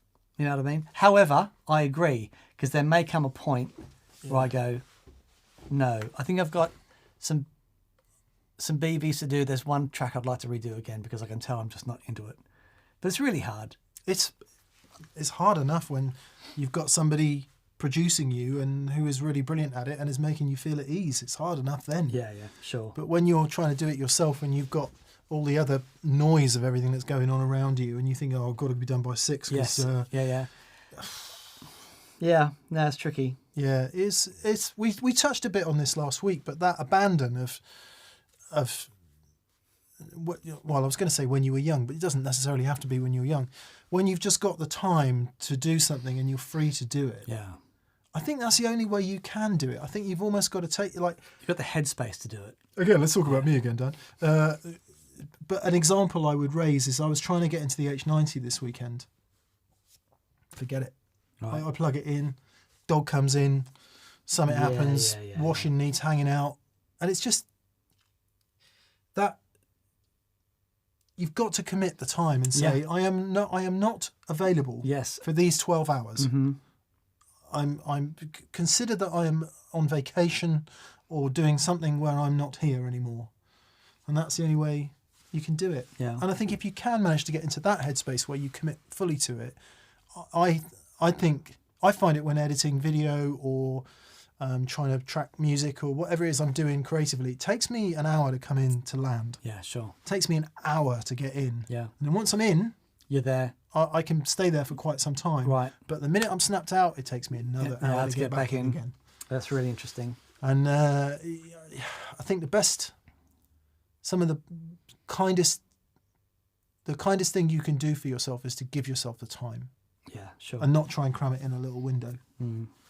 But easier said than done, innit, when you're grown up? Yeah. And you've got things to take care of? Yeah. Jacob Backer says, very interested to hear it when it gets done. Actually started listening to Tin Spirits after last week. Digging it. Keep at it, man. I'm here for the result. Thank you, mate. Yeah, we'll get it done. I will get it done. Nice. I'll get it done. Come on. Nice. Vibas Patil. Hello, Vibas. Hey, mate. He says, hey, gents, I find myself drawn towards soft V-shaped necks of late compared to the medium-sized C that I've played forever. Have your preferences about neck shapes changed over time, or have they stayed the same? Yeah. Well, I was Shreddy McShred pants when I was a kid, and it was, I had the jam and wafer thin necks, and all that. It's like, what was it, Michael Hedges? No, Beato. What's no? Oh, him. No. Yes, Michelangelo Battio. Michelangelo, and it's like, you got to get some sunlight on your the back of it. And I'm like, okay. And so I was all, that. And I love that song. I love the chorus. Sing along. So, all the girls that sing along when you play it in the front row of the audience. Man. Yeah, of course. Yeah. They're all. Anyway, so I was really into that, and it was I was 13 and it was really fun. But the older I've got, it's like actually I don't want to do that anymore, and the more I wanted to get into soulful melodic stuff. Are you saying that that's not soulful and melodic? I would find it challenging to describe it as such. I find some of that stuff soulful and melodic. So if you're an amazing guitar player and you can play that stuff, funnily enough, I went back to listen to some Joe Satriani because I hadn't listened to Surfing with the Aliens since I was a kid. And a track came on the other day and I went, oh, I'm going to go back to have a listen to that. And there are parts on that album, man, that are just incredible. And Flying in a Blue Dream? Yeah. Come on. There's, he's an immense player, but who can do all the stuff, And I could do stuff, but I couldn't do any of the other stuff. But it was the melodic stuff that, because I found it so challenging, that's where I wanted to spend my time. And you needed a guitar. And I needed a guitar that I could, but to do the soulful stuff, I found it really hard to do it on a really thin neck. Yeah. I wanted a guitar that I could, so I stopped doing this and started doing this. Yeah. And the feel of that there is everything. So, yeah. I think strap position can be quite different as well. If you've but if any of you, I don't know if you've done this, Vibas, or anyone else, where you've either had to or chosen to vary your strap position, that can really start to throw the feel of the neck into a different perspective. Yeah. Because your hand's at a different angle. I'd probably, like most people, didn't really give it any thought. I just played the guitars that you got and didn't have access to a lot of other guitars until I started working on magazines and stuff. Sure. And then you play vintage guitars and it's like, damn. I know. It's all over. Yeah. Because, I don't know, some of those old Strat profiles. I know what you mean about the soft Vs. I quite like them too. Yeah. I do quite like them. But I try not to think about it too much, because if you get in your head about all that stuff, then you stop. It's tough. Sure. I think we're uniformly agreed that skinny necks are not for us, but they are for other people. So I guess I would assume that once you don't think about the shape of the neck anymore, you found the right. Yeah. You found the guitar.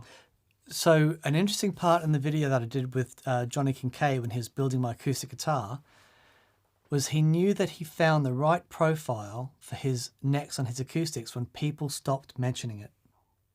Right. There you go.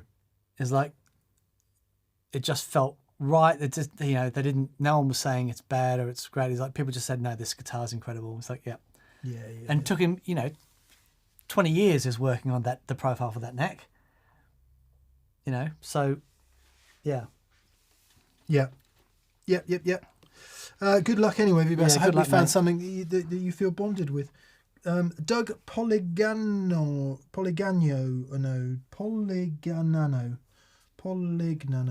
Doug Polignano. Sorry, Doug.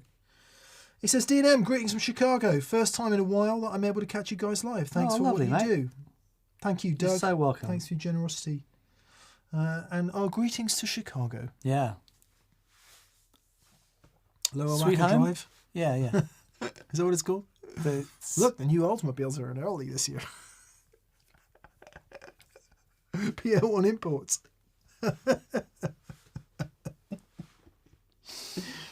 I saw that again at Christmas. I hadn't seen it in so long. It's such a great movie. Blues Brothers, obviously, for those of you not keeping up. Have you ever been?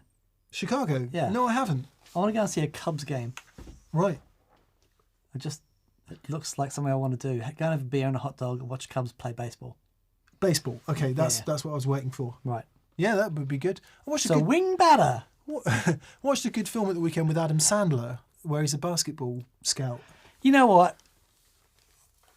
I really like Adam Sandler. The film that he made, is it called Funny People or where he's it's him and Seth Rogen. Yeah.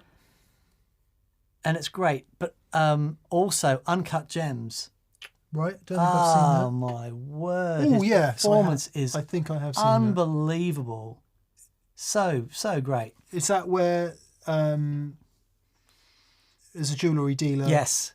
Yeah. Yeah, I think I've seen it. Yeah, it's amazing. And he's got films like 50 First Dates, which I actually think is still pretty funny. But there's a lot of his SNL humour, but actually, he's a very talented guy. Yeah. Wasn't it South Park that basically did for him? Because they did that skit on that every film in the world had Adam Sandler in it, and Cartman was. There was like, no, it was Adam Sandler and the other guy who played Gigolo. Adam Sandler is a carrot. Deep. It was a really good movie. It's quite a sad movie, but it was a good movie. Oh, it's great. Dan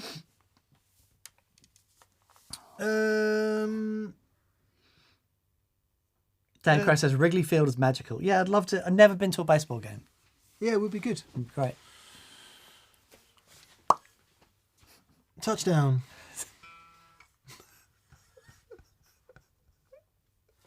I went to the pub. I went to meet my mate Graham on Sunday afternoon. I think it was, or Saturday afternoon. He whenever the egg chasing was on, and the egg chasing rugby. He said, I'm going down the pub to watch the rugby at 4:45 when it came and have a couple of pints. I was like, brilliant, awesome. Obviously, I can't get there until the second half because I've got jobs to do and a dog to walk. But yeah, so I joined the second half, and it was England and Ireland, and Ireland really convincingly trounced England. In the rugger. I heard they've got a good team. Grand Slam of the Six Nations or whatever it is. And just not for the first time, I'm sort of surprised at how bothered anyone is about all of that. Right. Because I've never got sport. I like motorcycle racing, but I would never go, I hope he wins and I hope he doesn't. I like. It amazes me that people think they've got anything to do with it.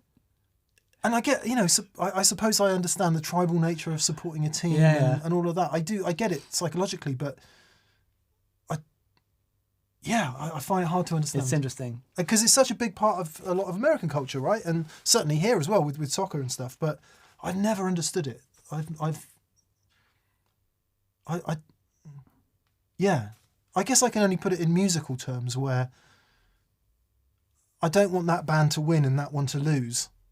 Yeah, of course. I just want to watch a great band and be part of it and love it and enjoy it. There's that mentality that people see things as a zero-sum game. Oh, that's deep. Well, if you think that you can only win by someone else losing. Yeah, right. You know what I mean? I think I'll just leave it there. That's wonderful, Dan. There you go. Wonderful. Yeah. Anyway, I get that I probably just upset a lot of people there, but yeah, I just don't get it. Yeah, I don't get it. Jim B.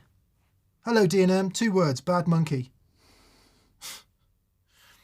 I would like your thoughts. Also, I noticed no matter the pedal, most people try and dial in their same sound. Yeah, that is interesting. That's an interesting question. You can get most things to sound like most things if you know what you're doing. Yeah. And you can play a certain way and you understand a little bit about how frequencies work. It's not that hard. Yeah. If you go and watch the show we did with the Mark II preamp. Yeah. And we've got a lot of those things that sound very similar. Just remember, it also has a lot to do with what you're plugging into. Yes. And that's one of the ways in some of those, like blind test videos, and dare we mention old Lil Jim and all that, Jim Lil, all those kind of videos. It's very easy to create a problem and solve it. That's a good bit of marketing. It's a good device that happens in drama. It's you can read books on all this. With short sound samples, you've already set up what's going to happen, and therefore it's predictable what's going to happen. Plus, you make sure that what you play, and I'm not saying you necessarily do this willingly. There's probably a lot of motivated cognition in there. And it's all good, isn't it? It's great for entertainment, and I'm already boring myself at how boring I am about this kind of thing. But that's not where art lives, right? It doesn't live there. It lives in the experience of it. It lives in the kind of playing the thing for a week or 3 and seeing how you feel about it. And does it make you play better, or does it make you play worse? Does it enable any sort of presence to flow through you and for any art to be created? The question, does this sound like this? And goodness knows we've done enough of it on TPS, is just not the right question. The right question is, where is the human connection? Where is the spiritual connection? Where is the flow? And I don't know, the older and more boring I get, the more I see videos like that go, this sounds exactly like this. I'm like, oh. It's just the wrong question. It's not helpful. But it's good for entertainment. Like the guy farting on Instagram. There's a guy who's taken exercise videos and he's overdubbed farts over the top. I was sat in a lay-by today waiting for the dog pit walker to pick up Rosie. And I was watching it and I had tears streaming down my face, laughing at my phone, sat in a lay-by, which I think is just a great parallel for what the internet was invented for. Doesn't Digitech Bad Monkey sound like a clon? And here's a guy farting doing exercise. I rest my case. This is it. This is peak human evolution. These are the things that we're most concerned with. Yep. Oh, very good. Anyway, Very fun. Thank you, Jim. Thanks for mentioning it. Matt Parker. Hello, Matt. G'day, mate. He says, greetings from Atlanta, you toes of tone. Ah, Now, is Peter Stroud from Atlanta? Atlanta, Georgia. Yeah. I think so. Maybe. Nice. The thoroughly inspiring Peter Stroud. Thanks for all the laughs and inspiration. Mick, see if you can try a 61 59 Custom Shop SG. If they're available in the UK. Guitar Centre, Musicians Friends, exclusive in the US. I'm assuming, because obviously there weren't any SGs in 59, so I'm assuming it's a 61 SG with a 59 Les Paul type neck, is it?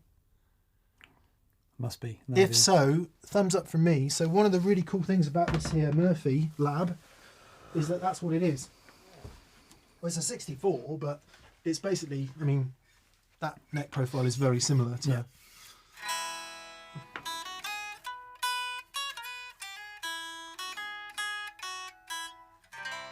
Ha! Very nice. Very nice. Displaying my enharmonic knowledge. David Evans says, farts travel across all boundaries, cultures and ages. Oh, honestly, I said nothing makes Catherine laugh more than farts. And not mine, I hasten to add, but just in general. And yeah, tears streaming down my face. Yes, I like the sound of that, Matt. I wonder if Coda or Andersons or anyone's going to get one. Yeah, that sounds... I do think very cool. The new Gibson Custom Shop stuff has sort of reached a new level. Does Tom Murphy have anything to do with, like because he does the Les Pauls and SGs? Does he do like the whole lot? So, pre-Murphy Lab, right? He had a very small team. Okay. Of people. I've been in the little place in Nashville where it happens, and I think Tom has his own place where he does them, or did them. And then it grew and grew and grew, and the demand grew, so they created Murphy Lab. Okay. So he, as far as I understand, oversees Murphy Lab. Because the two best... All I'm going to say... Yeah, look, the two best Les Pauls I've ever played are yours and Pete's. Danish Pete's, yeah. Danish Pete's. Both are original Murphys. Yeah, so, okay, Murphy. Yep. Murphy Lab. Yeah, right, okay. So look at the finish difference. Okay, that's really interesting. This is good. It's fantastic. This is spectacular. That is a whole other level. So I don't want to make having just done so, I don't want to make a sweeping generalisation about Murphy and Murphy Lab, but this guitar is crazy. Yeah, it is. It is. I don't know what year this is, but it's earlier. Right. Sorry, just your hand was in an awkward position. I didn't want you. Oh, it's like waving custom shop Gibsons around like they're spatulas. Spatula City. Yeah, good. Yes, I would like that. I would very much like that. I really love that guitar. Mm. If there was ever a decent price on it and we could work it out, then I could definitely see it happening. But there is a part of me that wants a cherry one as well. Yeah. Well, Coda had some come in today. I saw a picture on Instagram. I was like, oh yeah, man. Yeah. But then, I don't know. Took my Strat home this weekend to get into the H90. Whenever I stay at your house and you've got the old John Mayer one. there, I love that guitar. Yeah, big neck. Just big neck. Yeah, it's a nice Beautiful. guitar, that. Yeah. Resonant. Thank you for the heads up, Matt. We'll check that out. Yeah, thanks, mate. We probably need to speed up a bit. Thomas Metal says 18k in 2 guitars there. Yeah, I know, it's crazy. It is crazy. TR guy, you need to play Jake Loosemore's. I have played Jake Loosemore's. Jake's great.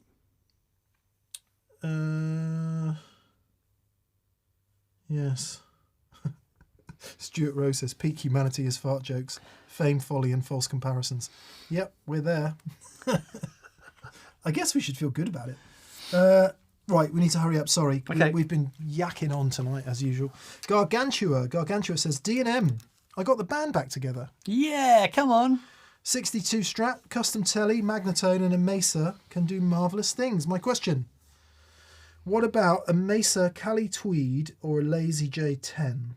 Earth hangs in the balance. Did y'all tap into that bourbon yet? Jason brought us a lovely bottle of bourbon. We haven't. Dan and I fear such drink. But next time I'm over at yours, we'll take it home. Yeah, we will. We will drink it. Cheers to you, good sir. We just need to find the right day. The Lazy J10. I'm a Lazy J fan, but the Lazy J10 is one of the best amps I've ever heard. What's the difference between that and the 20? It's still 12-inch speaker and a blue and that stuff, but it's 10 watts. What output tubes? I think it's 6v6s and a different transformer and everything. And it just, I don't know if you remember, but the time before last we were at the guitar show in Birmingham. Yeah, I do. Yeah. And you had one. I had one there. Just lent it to me. So I'm going to say that I love the Cali Tweed because it can do that and a bunch of stuff. But man alive, if what you want to do is just plug into an amp and turn it up and go, you would be really hard pressed to find a better amp. I'm going to agree with Dan. Cali Tweed's great. Now, is the J10 a master volume amp? No.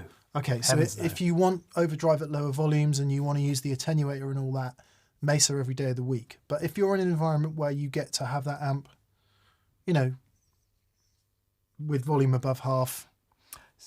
Sorry, I'm going to correct myself there. You can order it with an attenuator, which is what I've got on my J20. Yeah. So in that case, I would go personally J10 as well. There's just. Shall I say something controversial? Yeah. The context for this controversial quote is we picked that up this week. A 79 Yeah. Fender Bassman 70. It's got 2 channels and virtually no controls. Bass, volume, bass and treble on both channels and a master volume. My reductive, generalising, unhelpful comment is that I always prefer amps with less crap in them. Yeah. Always. Yeah. Me too. I think that's why the EF86 thing. It's like, one exception might be my 2 Rocks, but the simpler the amp, I don't know. And then the more stuff you pack in there, the more options. Now, it might just be that it takes longer to find that sweet spot. But, Jesse's amps, all hand wired. all good stuff. And it's very contentious, and I know you might not agree, but my experience is I always prefer that Yeah. kind of amp. So Jesse just makes amazing tweed type things. That's his whole passion, and it's something that he's been diving into for a long time. He is coming on the show. We've been having conversations, and we're going to do a tweed amp special. He's bringing in some original old deluxes, and that in itself is such an amazing story and how they came to be. But every now and then you'll stumble across someone who just has a really specific knowledge set on a certain subject. Talk to Jesse about tweed amps. Far out. It's amazing. Yeah. So yeah. Good luck. Yeah, good luck, mate. Jonathan Gardner, and we'll let you know when we get into the bourbon, Jason. Jonathan Gardner says, if you're playing in a band with another guitarist and they're playing your preferred instrument, for example, a Telecaster in your case, Dan, yes, what do you play? Play a Telecaster. Yeah, I almost guarantee Ever had Status Quo? I almost guarantee that whatever band you're in with Dan, you're not going to sound anything like him, no matter if you've got the same guitar. Yeah.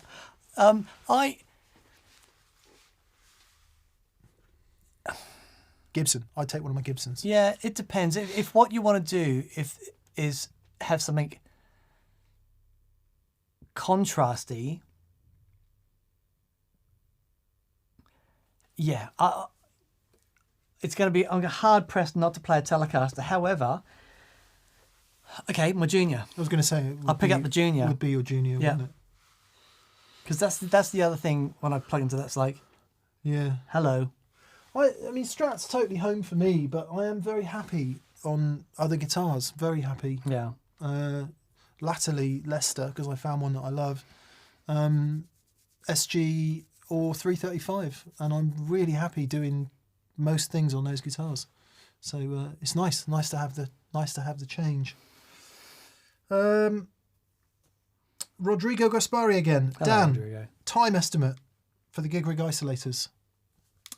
So some hit the US today, and then they'll probably sell out today, and then they'll be back in stock from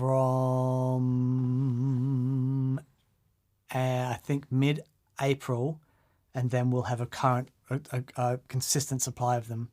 So that's that thing with all manufacturers is this component shortage, world supply chain issue stuff. So what you need to remember about guitar stuff, and I've been talking to Thorpe a lot. Actually, he's been such a great person to talk to about this stuff. But talking to anyone in the industry, and Gordon Rankin will know this as well as anyone. The guitar industry is, and component wise, we're tiny. A pimple. A pimple on the A small hair. Exactly. In fact, a microscopic mite on the hair of a pimple.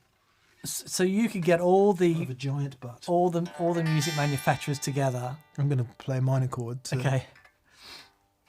And their total component usage wouldn't even compare to like a car manufacturer. Can you hang on to your stories for a sec?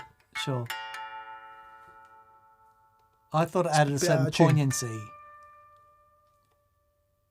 It's like the more arse than hearse effect. That's very good. Very good. So the issue is that we could all the music gear manufacturers could all band together and try and create a massive conglomerate to order components. It still wouldn't make any difference. And there is so much profiteering going on. We've been talking to suppliers that we've known for 20 years. It's a new level, so I've gone up a semitone pensively. And we're like, these components were supposed to be in 3 months ago. Where are they? And they said, look, you just don't care. Literally, someone has said that. Look, you know, you've been a really good customer and that, but we just don't care because I don't know. the other guy's going to be happy to pay, you know, triple what you've had. So now it is getting better because a lot of things are coming back online, and a lot of stock is starting to come through and components starting to go through. But thank you for bearing with us and thank you for your patience. And on behalf of music gear manufacturers everywhere, the fact that you have been so patient has meant that we can pay staff, has meant that we can feed our families. So it's a really big deal, and we appreciate it more than you can ever know. So, you know, thank you very much. Beautiful. That was lovely, Mick. Get in. That was really good. That was really good. I just think it's important to have a soundtrack. Yeah. It might seem like I'm not taking this seriously.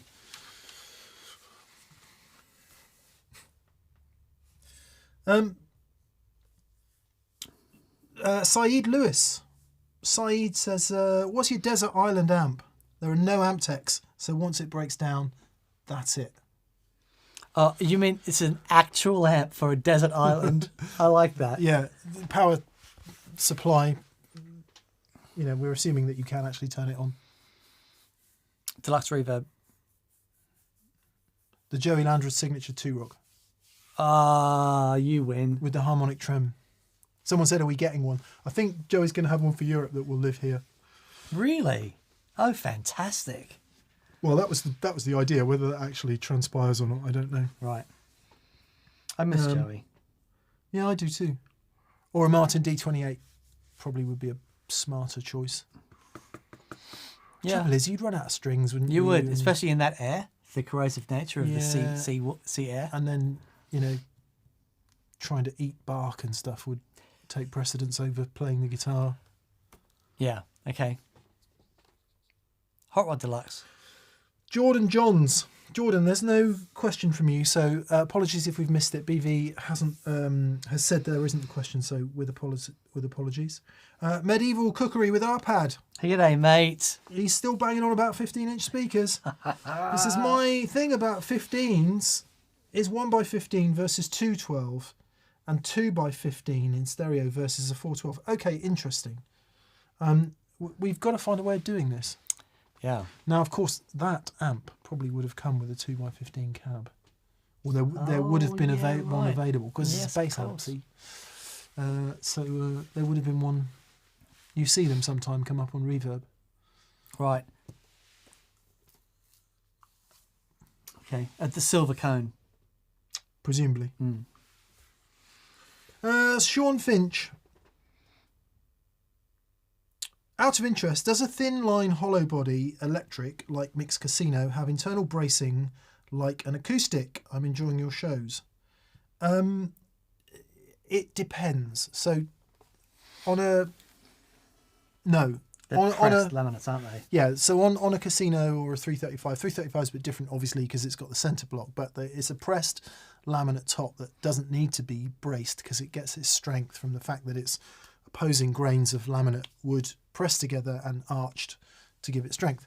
However, there are such guitars that do have some bracing. I think the Collings might be because it's got a solid top. So if it's got a carved solid top like a jazz guitar, or indeed the i35 instead of the i35 LC, they might even do an i30. Collings do a range of archtop guitars, some of which are carved wood and some of which are pressed laminates. So if it's carved, it might have bracing, and it'll be, again, it might be longitudinal bracing like you would see in a classical guitar, or it might be, it's unlikely to be traditional X bracing like you would see in acoustic. Right. So the reason an acoustic is X braced is because that the couple of points of real vulnerability are just behind the sound hole and where the bridge is. So the X mitigates that by putting all the strength, well, putting a great deal of the strength there, but also evening out that strength across along the X bracing, and then the rest of it's there to shape the sound. So if you don't have like a thin piece of spruce like that that's essentially flat, then you don't need the X brace. So in a carved top guitar, it might be a more longitudinal type brace arrangement, but it does depend from guitar to guitar. But in a casino, no longitudinal bracing, as far as I'm aware. Chris Walker, I've just forwarded that message on to the team, so I'll have someone look at that for you. But Hey, I'm Matt from Monty's Guitars, and I'm... hey, Hello, man. yes, thank you, and we'll get that sorted out for you, buddy. What's happened here then? What? Oh God! I didn't vote for this. Oh, Gordon Rankin says, Mick, did you see Collins backed out of NAMM? Friends say they are back ordered so much that they don't need extra sales at the moment. Whether that's the result, whether that's the truth or not, I don't know. I have no doubt whatsoever that they're incredibly back ordered. They always are. NAMM is incredibly expensive. There aren't that many people going this year, so it would be prudent.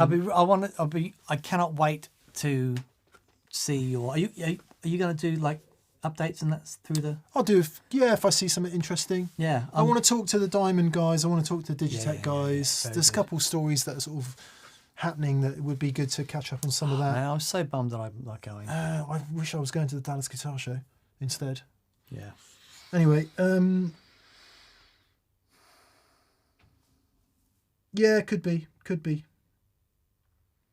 Do you remember? I remember going to. I don't believe it signed me out. Seriously. I remember going to, what was the big one in Europe? Frankfurt. Music Frankfurt. Messe. I remember going to Frankfurt one year. When we flew When it over and was- back in a day to do the Andy The Andy Timmons. Timmons thing, which was just brilliant. But I remember there was a time with Frankfurt, it was just epic. It was so good. Yeah, well, it's bigger than that. And then it just changed, so drastically.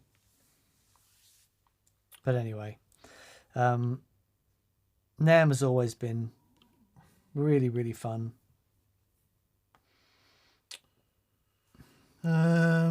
Sorry, It's all can right. you see the super chats or not? I've been kicked out. Okay, let's see if I can see. I remember. No, one doesn't go back that far. Let's see. So we had medieval cooking with Arpad.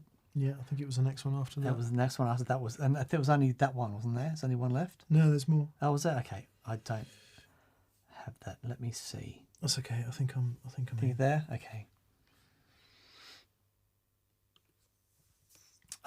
David Mathai says, are you coming to the Guitar Summit in Mannheim this year? Mannheim. Would love to come. Would love to come. There's so many things we'd like to do, but organising them is because there's only one person that's going to organise that stuff, and that's me. And I'm rubbish at organising stuff. Catherine's like, forget it. I organise everything else. You can do that. Yeah. So we're just too rubbish to organise it. Is the truth of the matter. Yeah. Because there's always like 2,000 other things that need doing. Yeah, I know. If, trying to get shows out, and bless him, like, Mick does all that work, and Well, Dan has another company to run, so anyway. Jerry Olney, I'm not complaining, by the way, it's just a statement of fact. yeah, But we would very much like to go to Mannheim be brilliant. because they're nice people and They're great, and there's some of the guitar. I remember I was over there delivering Josh Smith's the first board I did for him, and was at the what's that guitar store called? Guitar Point. Guitar Point. Get out of town. Yeah. That was, and so I'm there. I got Josh Smith on one side, I got Kurt Fletcher on the other, and they're playing. They say, "Your turn." I'm like, "Get out! No, Yeah. stop it!" Not me, not today. I go, Jerry Olney says, greetings from California. Hello to California. I shall be Indeed. there in a few weeks. Wondering about your thoughts on single coil size humbuckers. Are there any that you like? I'm looking for the fat sound without routing the body. Such a fine line between clever and stupid. Oh, man. Dan has got a single coil size humbucker in one of his guitars. Yeah. Which is... It's my Ed O'Brien guitar. Oh, yeah, thank you. Which I was playing yesterday, by the way. Yeah. It's really great. It's a JB humbucker, is it, at the bridge? Yeah. It's killer. Yeah. It's really good. So Seymour Duncan JB. Lots of people speak very highly of the Joe Barden Rails ones, Yeah. if they still exist. Yeah, I think they do. I had an original set. So people might remember Danny Gatton was a big fan of those. Yeah.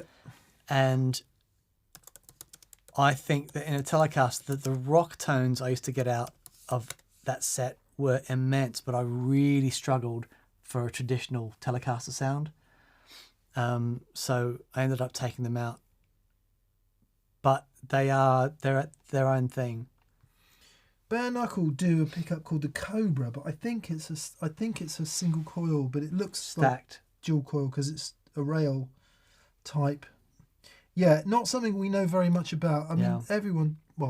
It's the Seymour Duncan Little 59 or the JB is quite popular. Yeah, don't know. Sorry. Sending love to Airfire. Ed.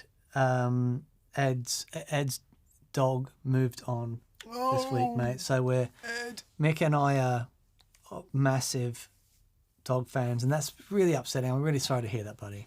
So I'm sending you love, mate, and hope you're okay. Yes, absolutely. And focus on it's heartbreaking, that, isn't it? all the good they gave you. All the Yeah. good they gave you is the focus.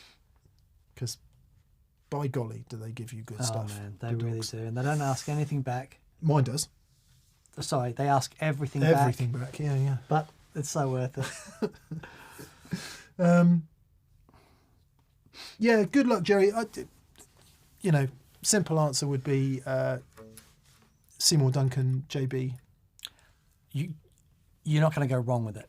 Yeah, It's fantastic. Spec'd in a lot of guitars, so Yeah, it's really great. that would be the safe option, I think. But other people in the chat might have some better suggestions.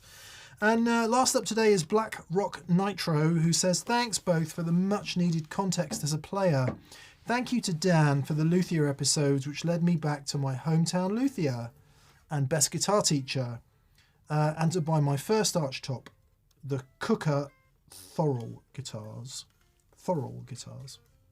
Nice.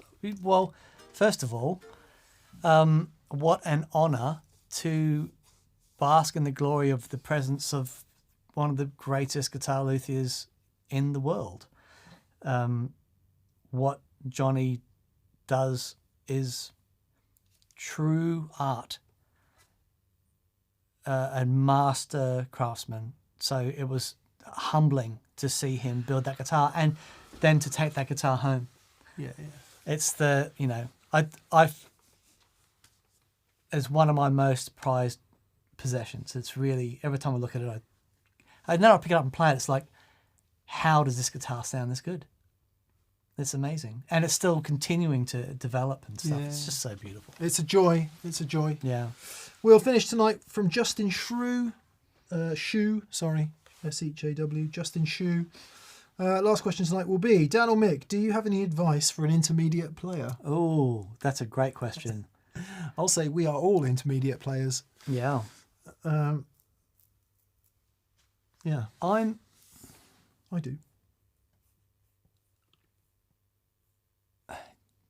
Okay, you go. And I'll see if I can add anything to it. Probably not.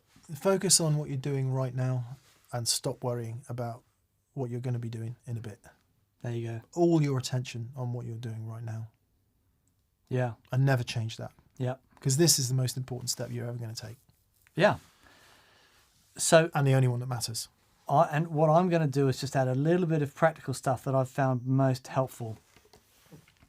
We all do this. we all sit down with a guitar and just noodle. You know, and that's great fun. But if you take what I just played and put it up against a track with a proper groove and in time, I would have been all over the shop. Even if you're just playing along to a metronome, if every chance that you get, if you're practicing something that's supposed to be in time, play against something that is in time. One of the classical guitarists that was at the conservatorium when I was there, he just said, and I'll never forget this, he said, it's really simple. If you practice with a metronome, you're going to have a good time. And it's like, yeah, okay. And I obviously haven't done enough of that in my life. I have never practiced with a metronome. But you've got naturally good time. I don't believe it. I played with a lot of drummers. Yeah, well, sure. And that's an important thing as well. But what I'm saying, if you're at home and you're practicing to get better, make sure that you're practicing against a proper time thing. Because what I find, is I'm like, okay, I tap in a tempo and it starts going and I start playing and I'm like, oh, hang on, just relax a bit on that. You know, when you're playing unaccompanied, it feels very different to when you're playing something that's supposed to be in time. Dan's natural thing is to speed up, mine is to slow down. Right. And don't know why that is. Where different delay lines on the same clock chip. Oh, my nails are falling to bits. Yeah, there you go. Come on, that was a topical joke. It was referring good. to life. It wasn't good. Sorry, my nails are falling You're apart. distracted. I am. That's it. Yes. Maybe we should quote Winston Churchill. If you were my husband, I would give you poison. Ma'am, if you were my wife, I would drink it. That one. When you're going through hell, keep going. Yeah, very good. That may have been the abridged version. Okay. And now I shall quote somebody else. Goodbye. Yes, that was nice. Thank you for being with us. This Friday's video might be the Andersons video. We're still not quite sure. Or it might be one on the Digitech Whammy, which is basically 40 minutes of me going, please no more. So, yeah, have a great vid, everyone. Thanks, everyone. Have a great week. Yes, Dan.